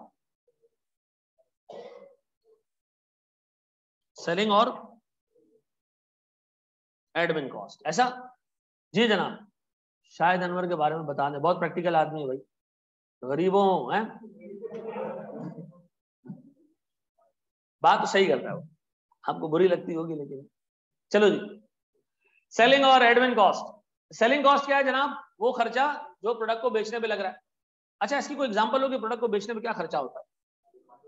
आपने एक कमीशन पे बंदा रखा, एक कॉलेज ने एक बंदा रखा, हमें बच्चे घेर के दो, ये क्या है? Selling cost. ऐसा? Marketing cost. मार्केटिंग और सेलिंग में भी फर्क है, हमें नहीं पता होना चाहिए, आगे जाके हम देखेंगे। मार्केटिंग कॉस्ट होती है सर अवेयरनेस क्रिएट करने के लिए कि हमारी जो प्रोडक्ट है इसमें क्या फीचर्स हैं, क्या बेनिफिट्स हैं। सेलिंग कॉस्ट होती है जो प्रोडक्ट को बेचने पे लगाई जाती है, आप बेचने के पैसे देते हैं। अच्छा मुझे एक बात बताओ, कितने लोगों ने ये मैकडॉनल्ड्स देखा है अल्लाह वाली चौरंगी में, इसके ऊपर KFC का बहुत बड़ा बैनर लगा, ऐसा ना? ये KFC उन्होंने खर्चा किया, ये मैन्युफैक्चरिंग कॉस्ट है, non manufacturing cost, non manufacturing cost है, क्योंकि वो अपने प्रोडक्ट के फीचर्स बता रहे हैं, मार्केटिंग कॉस्ट है, ऐसा? तो ये कहाँ आएगा सर? सेलिंग में। सर KFC में एक ऑडिटर बैठा हुआ है, एक चार्टर्ड अकाउंटेंट बैठा है, मुंशी बैठा है जो हिसाब किताब कर रहा है, ठीक है जी, जो पैसे आ रहे हैं उसका हिसाब रख रहे हैं, जो जा रहा है उसका हिसाब किताब रख रहा है। ये कौन सी कॉस्ट है? एडमिन कॉस्ट है। ये कौन सी कॉस्ट है? एडमिन कॉस्ट है। KFC में एक बंदा सर फ्राइज बना रहा है, एक बंदा जो है वो सर बर्गर्स तैयार कर रहा है, ये कौन है? Direct labour. एक बंदा सर जो जाके टेबल्स पे सर्व कर रहा है, ये कौन है? इनडायरेक्ट लेबर है। ऐसा ही है। अब मुझे एक बात बताएं सर, ये बेसिक आइडिया हो गया, क्या आपको डेफिनेशन याद करनी है? नो। मैं आपसे सिर्फ इतना एक्सपेक्ट कर रहा हूं कि कल मैं आपसे कहूं डायरेक्ट मटेरियल, तो आपको पता होना चाहिए व्हाट इज डायरेक्ट मटेरियल। वो जो प्रोडक्ट में ट्रेसेबल है, प्रोडक्ट में फिजिकली मौजूद है। Indirect labour, sorry direct labour, वो जो प्रोडक्ट बनाने में बाकायदा काम कर रहा है, ठीक है जी। सर बाकी की सारी कॉस्ट जो फैक्ट्री में इनकर हो रही है, overheads includes, overhead include sir indirect labour, indirect material, all other cost. Non manufacturing cost वो सारी कॉस्ट जो फैक्ट्री के बाहर इनकर हो रही है। सर हमने एक कस्टमर को फैसिलिटेट किया कि हम आपको गुड्स आपके दरवाजे तक पहुंचा के देंगे, हमारी गाड़ियां चलती हैं गुड्स पहुंचाने के लिए, कौन सी cost? Non manufacturing cost, selling cost, ऐसा? क्योंकि ये फैक्ट्री के बाहर इनकर हो रही है। कर लोगे मैनेज? बेसिक बात ध्यान में बैठती है। अच्छा जी सर, क्या मुझे ये डेफिनेशन याद होनी चाहिए? नहीं सर, इमरान खान वाली बात, एब्सोल्युटली नॉट। नहीं, आपको सिर्फ आइडिया होना चाहिए कि ये कॉस्ट किस क्लास में आती है, पक्का? अब मुझे एक बात बताएं सर, एक स्टेप आगे जाऊं, कॉपी तो नहीं करना किसी ने? कोई सवाल पूछना है किसी ने? नहीं, एक स्टेप आगे जा रहे हैं सर, प्लीज बोर्ड पे देखिए। अच्छा देखो, जहां आपको लगे ना कि चीज समझ नहीं आ रही है, अगर वहां आपने टीचर को नहीं रोका कि सर ये समझ नहीं आ रही है, दोबारा बता दें, तो आपसे बड़ा कोई खयानतदार नहीं है, आपसे बड़ा अपने आप से कोई धोखा देने वाला इंसान नहीं, ठीक है? जो चीज समझ नहीं आती आपने पूछना है। एक चीज देखो याद रखो, इस पूरे प्रोफेशन में ना कम्युनिकेशन करना सबसे इंपॉर्टेंट फैक्टर है। आप अभी आके ऑडिट पढ़ोगे आगे, ऑडिट क्या होता है? कंपनी में आप घुसे, देखा उसका हिसाब किताब सही है या नहीं है। 80% ऑडिट सिर्फ इंक्वायरी पे होता है। किस पे होता है? इंक्वायरी पे होता है। बता रहा हूँ बेटा, ये क्लास के एंड में मिल जाएंगे स्लाइड्स भी आपको। इंक्वायरी का मतलब आप जाके मैनेजमेंट से पूछते हो भाई काम क्या किया, उससे पहले पूरा डाटा लेते हो, बात करते हो उससे। कोई चार्टर्ड अकाउंटेंट अच्छी कम्युनिकेशन स्किल्स के बगैर चार्टर्ड अकाउंटेंट तो बन जाएगा, लेकिन सर तरक्की नहीं करेगा। 5 साल बाद एक ऐसा आपका दोस्त जो बहुत ज्यादा बातें करता था, लोगों से कम्युनिकेट करने में जो है वो हेजिटेट नहीं करता था, वो आपसे 5 साल में बहुत आगे जा चुका होगा। और आप जिसको लगता है कि जी वो गरीब आदमी है, कोई शक्ल से गरीब आदमी है, ठीक है जी, कभी उसने बात नहीं की किसी से, उन लोगों से बात नहीं करता, मैं आपको आज बता दूं आगे नहीं जा पाओगे। कम्युनिकेट करना आपको आना चाहिए, ठीक है जी, आपको लोगों से बात करना आना चाहिए। कम्युनिकेशन का मतलब ये नहीं कि आपको अंग्रेजी आती है, लोगों से एटलीस्ट आप बात तो कर सकते, ठीक है जी। तो हमारे साथ एक बच्चा था, आया बिल्कुल पेटी पैक जूनियर, फर्म में थे हम, और वो बच्चा इतना शाय किसी से बात ही नहीं करता था, कोने में बैठ के काम कर रहा। उसको मैंने कहा यार यहाँ जाओ डाटा लेकर आओ क्लाइंट से। गया, वापस आ गया। क्या हुआ सर? वो वहां लड़की बैठी है, तूने कौन सा रिश्ता मांगना है? डाटा ही मांगना है ना भाई, जा लेकर आ। नहीं सर मुझे शर्म आ रही है। किस चीज की शर्म आ रही है? सर वो मैंने आज तक लड़की से बात नहीं की। बेटा जिंदगी में बहुत सारी चीजें पहली दफा होती हैं, चला जा, हैं? जाके कोशिश कर, डाटा मांग। अच्छा, चला गया, उससे डाटा लेके तो आ गया, वापस आया तो बैठ गया काम करने के लिए, उस पर काम करता रहा, गलती निकल आई। अब मुझे आगे कह रहा है ये गलती है। मैंने कहा मैं डाटा मैंने दिया, नहीं देना, जिसने दिया जाए उसको बोल। यार अहमद भाई शर्म आ रही है। जो लड़की थी जो वहां बैठती थी उसका नाम था सबा कादरी। आप सोचो कादरी नाम हो, स्काफ स्काफ करती होगी। सबा कादरी थी, उसने मर्दों की सुन्नतें पूरी की थी, उसकी शलवार टखनों से ऊपर होती थी, सुट्टे मार रही होती थी वो। अब उसकी जो है वो हालत खराब उस लड़की की, तो बात ही नहीं कर पा रहा उससे जाके। मैं उसको लेके गया, मैंने कहा भाई सबा इसको ये डाटा आपने दिया था, इसमें गलती है। हाँ हाँ क्या गलती है बताओ। अब बैठ गया वो बच्चा, उसने काम करा दिया। अब मैंने उसको कहा यार तू कभी जिंदगी में अच्छा चार्टर्ड अकाउंटेंट नहीं, क्वालिफाई भी कर देगा यार, बात नहीं कर सकता तो लोगों से, किस चीज की शर्म है तुझे? नहीं सर लेकिन वो अच्छा नहीं लगता ना, वो गलत बात है रिलीजियसली। मैंने कहा जा फिर मौलवी बन जा मस्जिद का भाई। रिलीजियसली क्यों गलत है भाई? काम की बात कर रहे हो यार, क्या मतलब नबी सल्लल्लाहु अलैहि वसल्लम के दौर में औरतें क्या तालीम लेने नहीं आती थी अल्लाह के नबी से? पर आप ख्याल रखो, आप उसको मतलब आप बात करो उससे, देखो नहीं उसको, जो भी आपका हिसाब किताब रिलीजियस, लेकिन आप बात तो कर सकते हो। लेकिन सर वो बात करना भी, गैर महरम की आवाज सुनना भी सही नहीं। तू रह भाई, आगे निकल भाई। ऐसे ऐसे लोग आते हैं, यकीन करो आप बात करना उनको उनको आप, यार अभी अभी एक ट्रेनिंग हुई एक फर्म की, बड़ी फर्म की ट्रेनिंग, मैं नाम नहीं लूंगा फर्म का, अच्छी बात नहीं है। उनकी ट्रेनिंग हुई, उन्होंने मुझे इनवाइट किया, एक स्टैंडर्ड के ऊपर IFRS 9 के ऊपर जो है वो उनके मैनेजर्स को ट्रेनिंग देनी। मैं ट्रेनिंग दे के उठा। अच्छा, उनके अपने जो 2 मैनेजर्स थे उन्होंने भी किसी स्टैंडर्ड पर ट्रेनिंग दे दी। अच्छा, मैं तो चूंकि टीचिंग करता हूँ तो आदत है बात करने की, पढ़ा दिया मैंने। उसके बाद हुआ है, आप यकीन करो उनसे बात नहीं हो रही है। सीनियर मैनेजर लेवल के लोग हैं, अंग्रेजी I am only chartered accountant. Only chartered accountant का मतलब दुनिया में एक ही रह गया तू? बात ही नहीं करना आती, अंग्रेजी क्यों बोल रहा है भाई? जब नहीं बोलने आती उर्दू में बात कर ले, अपना आइडिया कम्युनिकेट कर दे। नहीं, आप यकीन करो लोगों की कम्युनिकेशन स्किल जितनी पथेटिक है, इसलिए वो बंदा आज सीनियर मैनेजर कराची में, उसकी कम्युनिकेशन स्किल्स अच्छी होती, आज वो senior manager UK USA Canada में होता हूं। तो बात करने आती, लोगों को कम्युनिकेट करना नहीं आता और मार खाता। आपने किसी भी पॉइंट पे सवाल पूछना और रोकना है टीचर, सर ये दोबारा बता दें, सर ये समझ नहीं आया दोबारा बता दें। ये सोचना कि अगर मैं सवाल पूछा तो बराबर वाला सोचेगा कि ये कितना बड़ा, वही है जो तुम सोच लो, ठीक है जी? नहीं, सोचने दो यार, जो सोचता है सोचने दो।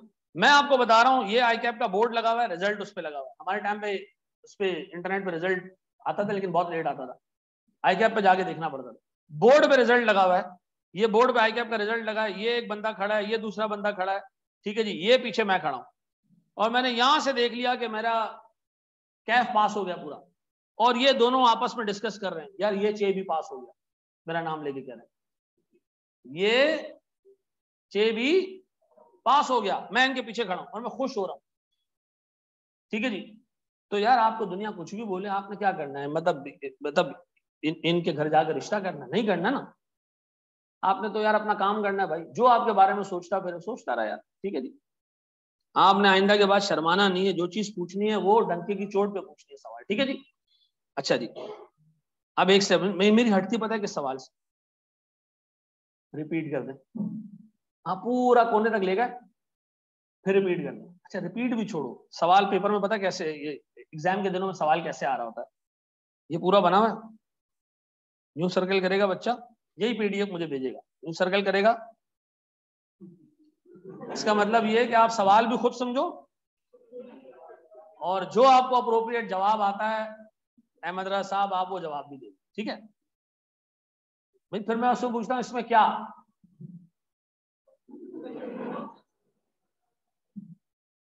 मैं करूँ क्या इसका मतलब क्या? 80% सर यही तो मैं पूछ रहा हूँ क्या है ये? फिर उनको बताना शुरू करो, पूरा किस्सा सुनाओ। चले खैर सर, अब मुझे एक चीज ये बताएं सर, मैं एक छोटी सी एग्जांपल आपके सामने रख रहा हूँ, और तो सुनना सर। एक बात बताओ, हम मिसाल के तौर पर प्रोड्यूस करते हैं ये पेन, ठीक है जी, ये स्टाइलस हम प्रोड्यूस करते हैं लैपटॉप्स के लिए, ठीक है? अगर मैं एक भी यूनिट ना बनाऊं ना, एक भी यूनिट, तो मेरी कॉस्ट होती है 0। क्या कॉस्ट होती है? 0। यूनिट कुछ बना ही नहीं तो खर्चा किस चीज का? सर अगर मैं 500 यूनिट बनाऊं ना, तो मेरी कॉस्ट आती है सिर्फ 10,000 रुपए। कितने? 10,000 रुपए का खर्चा आता है। 500 पेन कितने में बन जाते हैं? 10,000 रुपए में बन जाते हैं। सर जब मैं 1000 पेन बनाता हूं तो मेरी कॉस्ट 20,000 रुपए हो जाती है। सर जब मैं 1500 पेन बनाता हूं तो मेरी कॉस्ट 30,000 रुपए हो जाती है। और सर जब मैं 2000 पेन बनाता हूं तो मेरी कॉस्ट 40,000 रुपए हो जाती है।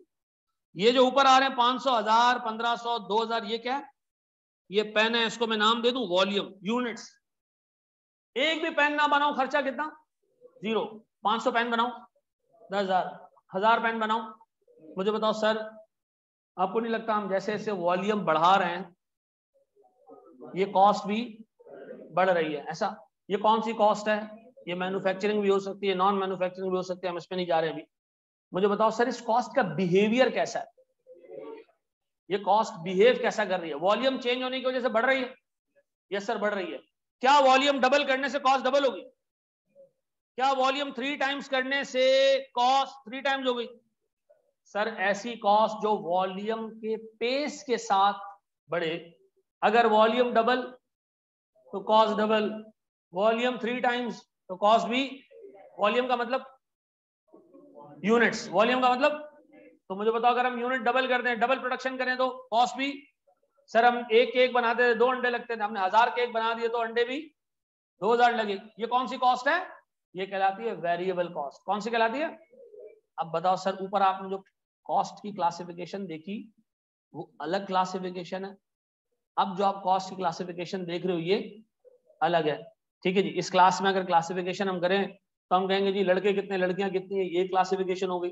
फिर किसी ने आके कहा जरा पता करो तो सिंधी कितने, पंजाबी कितने, उर्दू स्पीकिंग कितने, पठान कितने, ये एक और क्लासिफिकेशन हो गई। फिर एक बंदे ने आके कहा जरा पता करो जी पुल के उस पार कितने लोग रहते हैं, इस पार कितने लोग रहते हैं, ये एक और क्लासिफिकेशन होगी। फिर किसी ने कहा जरा पता करो टिकटॉकर कितने और बगैर उसको, एक और क्लासिफिकेशन होगी। तो ऊपर कॉस्ट की हमने क्लासिफिकेशन देखी, नीचे एक और क्लासिफिकेशन देख रहे हैं। ये क्लासिफिकेशन बिहेवियर के हिसाब से, बिहेवियर का मतलब कॉस्ट कैसा बिहेव करती है जब आप यूनिट्स को चेंज करते हो। मुझे बताओ जब हमने यूनिट्स डबल किए तो कॉस्ट क्या हो गई? डबल हो गई। ये कॉस्ट क्या कहलाती है? अब बताओ वेरिएबल कॉस्ट के बारे में कोई पूछे क्या होती है वेरिएबल कॉस्ट, आप कहोगे वो कॉस्ट जो वॉल्यूम की स्पीड के साथ, वॉल्यूम के पेस के साथ उसी हिसाब से चेंज हो। वॉल्यूम डबल तो कॉस्ट डबल, वॉल्यूम 3 टाइम्स तो कॉस्ट 3 टाइम्स, वॉल्यूम 4 टाइम्स तो वॉल्यूम 0 तो कॉस्ट भी 0। ऐसा? अब सुनो, एग्जाम में आपको एग्जामिनर ने कहा पहचानो कि कौन सी कॉस्ट है, आपने देखा वॉल्यूम डबल तो कॉस्ट भी डबल। ऐसा? दूसरा तरीका क्या है पता? कॉस्ट पर यूनिट निकाल लो। कॉस्ट पर यूनिट का मतलब एक यूनिट कितने में बना? 10,000 रुपए का खर्चा आया 500 यूनिट बनाने का। 10,000 को 500 से डिवाइड करो, देखो एक यूनिट कितने का बन रहा है।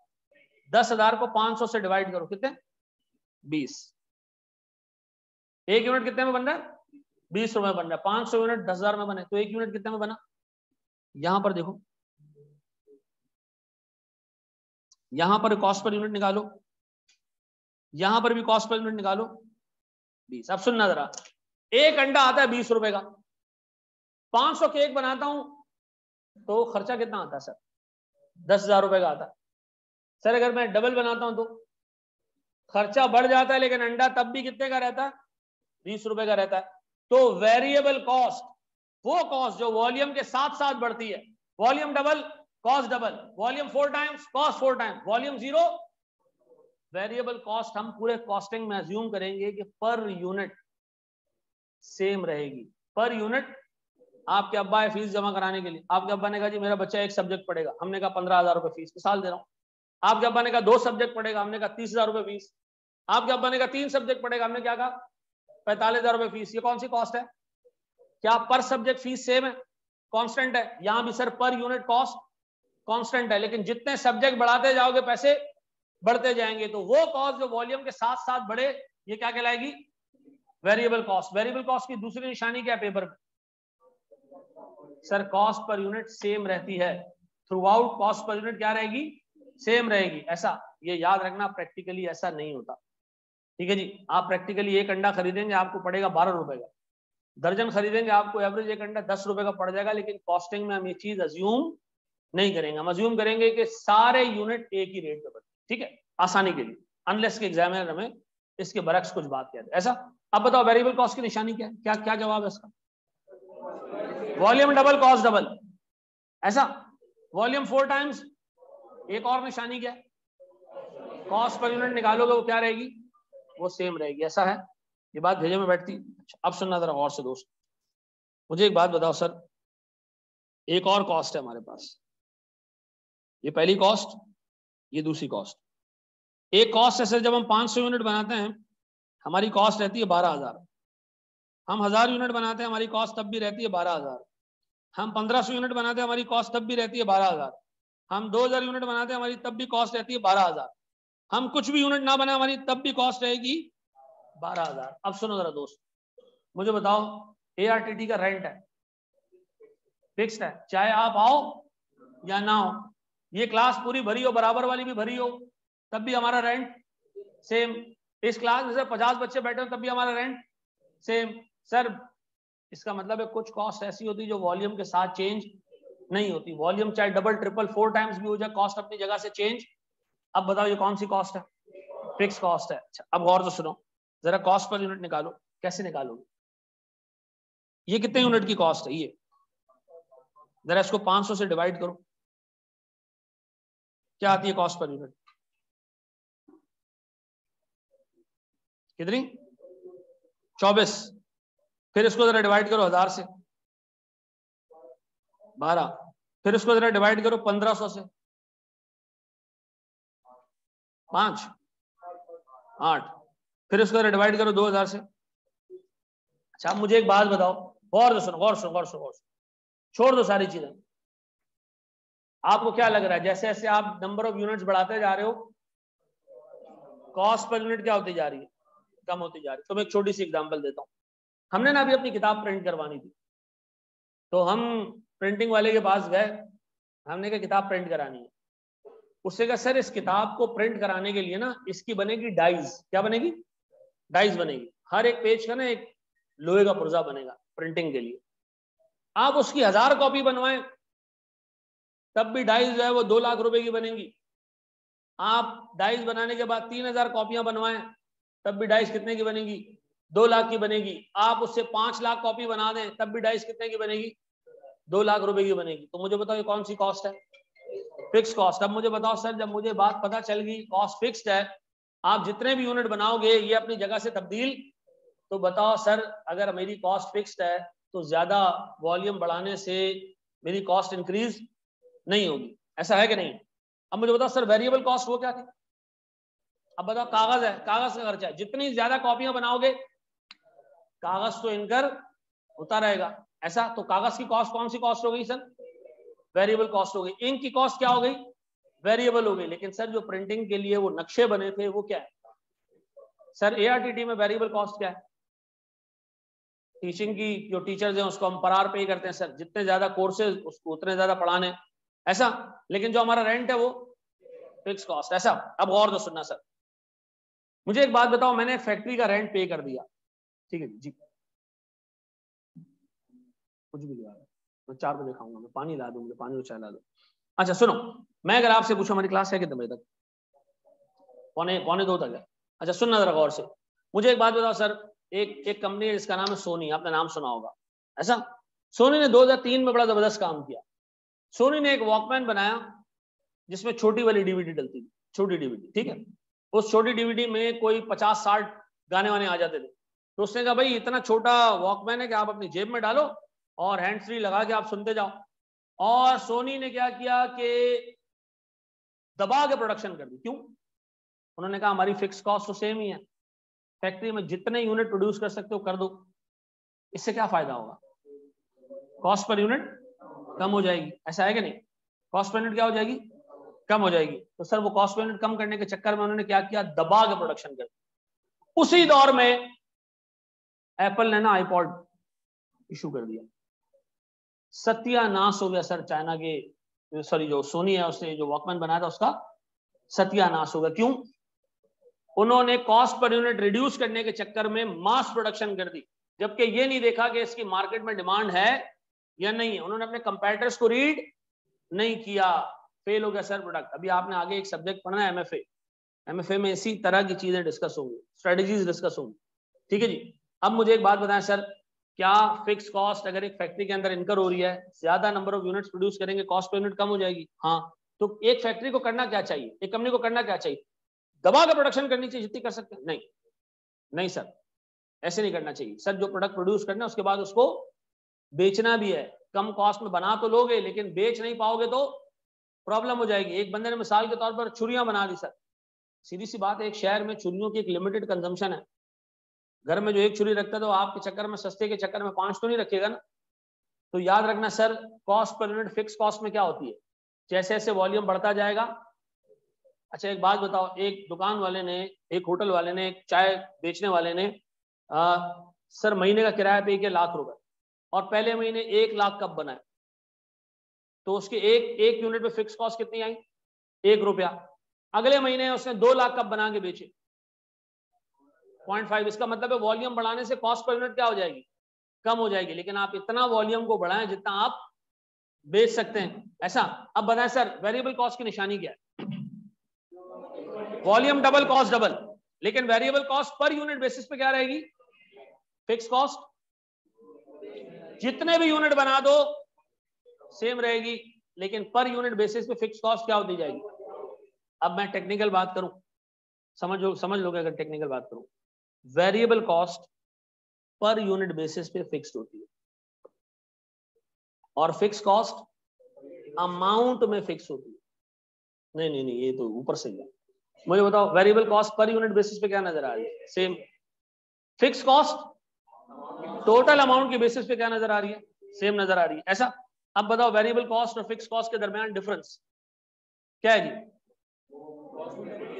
एग्जाम में अगर वेरिएबल कॉस्ट पहचाननी हो कैसे पहचानोगे, चेंज हो रही है भाई, सीधी सी बात है, बढ़ रही है और उसी हिसाब से बढ़ रही है जिस हिसाब से फिक्स कॉस्ट, कैसे पहचानोगे। अब बताओ फिक्स कॉस्ट जीरो वॉल्यूम पे क्या होगी, एग्जिस्ट करेगी, वेरिएबल कॉस्ट जीरो वॉल्यूम पे एग्जिस्ट। अब बताओ सर हमारी बिहेवियर के हिसाब से कितनी कॉस्ट है, 2 ही कॉस्ट है, कौन कौन सी, वेरिएबल और। अब आगे हम पढ़ेंगे कुछ कॉस्ट होती है ऐसी होती है जिसमें वेरिएबल फिक्स दोनों के आंसर आ रहे होते हैं, वो अभी मैं नहीं जा रहा उसके ऊपर। अब बताओ हमारे पास कॉस्ट को अगर मैं क्लासिफाई करूं फंक्शन के हिसाब से, तो एक कॉस्ट है मैन्युफैक्चरिंग कॉस्ट, एक कॉस्ट है मैन्युफैक्चरिंग कॉस्ट में क्या क्या आएगा, डायरेक्ट मटेरियल, डायरेक्ट लेबर और ओवरहेड्स, ऐसा। ओवरहेड्स में क्या क्या आएगा, इनडायरेक्ट मटेरियल, इनडायरेक्ट लेबर और अदर कॉस्ट, ऐसा। जो ऑफिस सॉरी फैक्ट्री के बाहर इनकर हो रहा है वो सारा क्या है, वो सर नॉन मैन्युफैक्चरिंग, उसमें क्या क्या आएगा सर, सेलिंग और एडमिन कॉस्ट वगैरह आएगी। बिहेवियर के हिसाब से कौन कौन सी कॉस्ट है सर, वेरिएबल कॉस्ट, वो जो वॉल्यूम के साथ साथ इंक्रीज हो लेकिन पर यूनिट बेसिस पे क्या रहा है, सेम रहा है। सर फिक्स कॉस्ट सर सारे वॉल्यूम्स के लिए क्या कांस्टेंट है। और अच्छा एक बात बताओ, हमारे एक टीचर है जो हमसे तनख्वाह लेता है सर 4 लाख रुपए महीने के, वो कहता है जो पढ़वा लो पढ़ा दूंगा। हम कभी उससे सर एक सब्जेक्ट पढ़वाते हैं, कभी दूसरा सब्जेक्ट पढ़वाते हैं, उसको जो हम तनख्वाह दे रहे हैं फिक्स है या वेरिएबल, फिक्स है। क्यों, कह रहा है जितने भी क्लासेस दिलवा दो आपको पैसे इतने देने, ऐसा।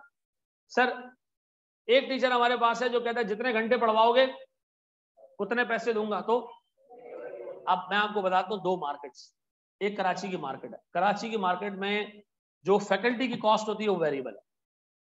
जितने ज्यादा आवर्स एक टीचर पुट इन करता है, जितने ज्यादा आवर्स वो पढ़ाता है उतने उसके पैसे ज्यादा बनते हैं।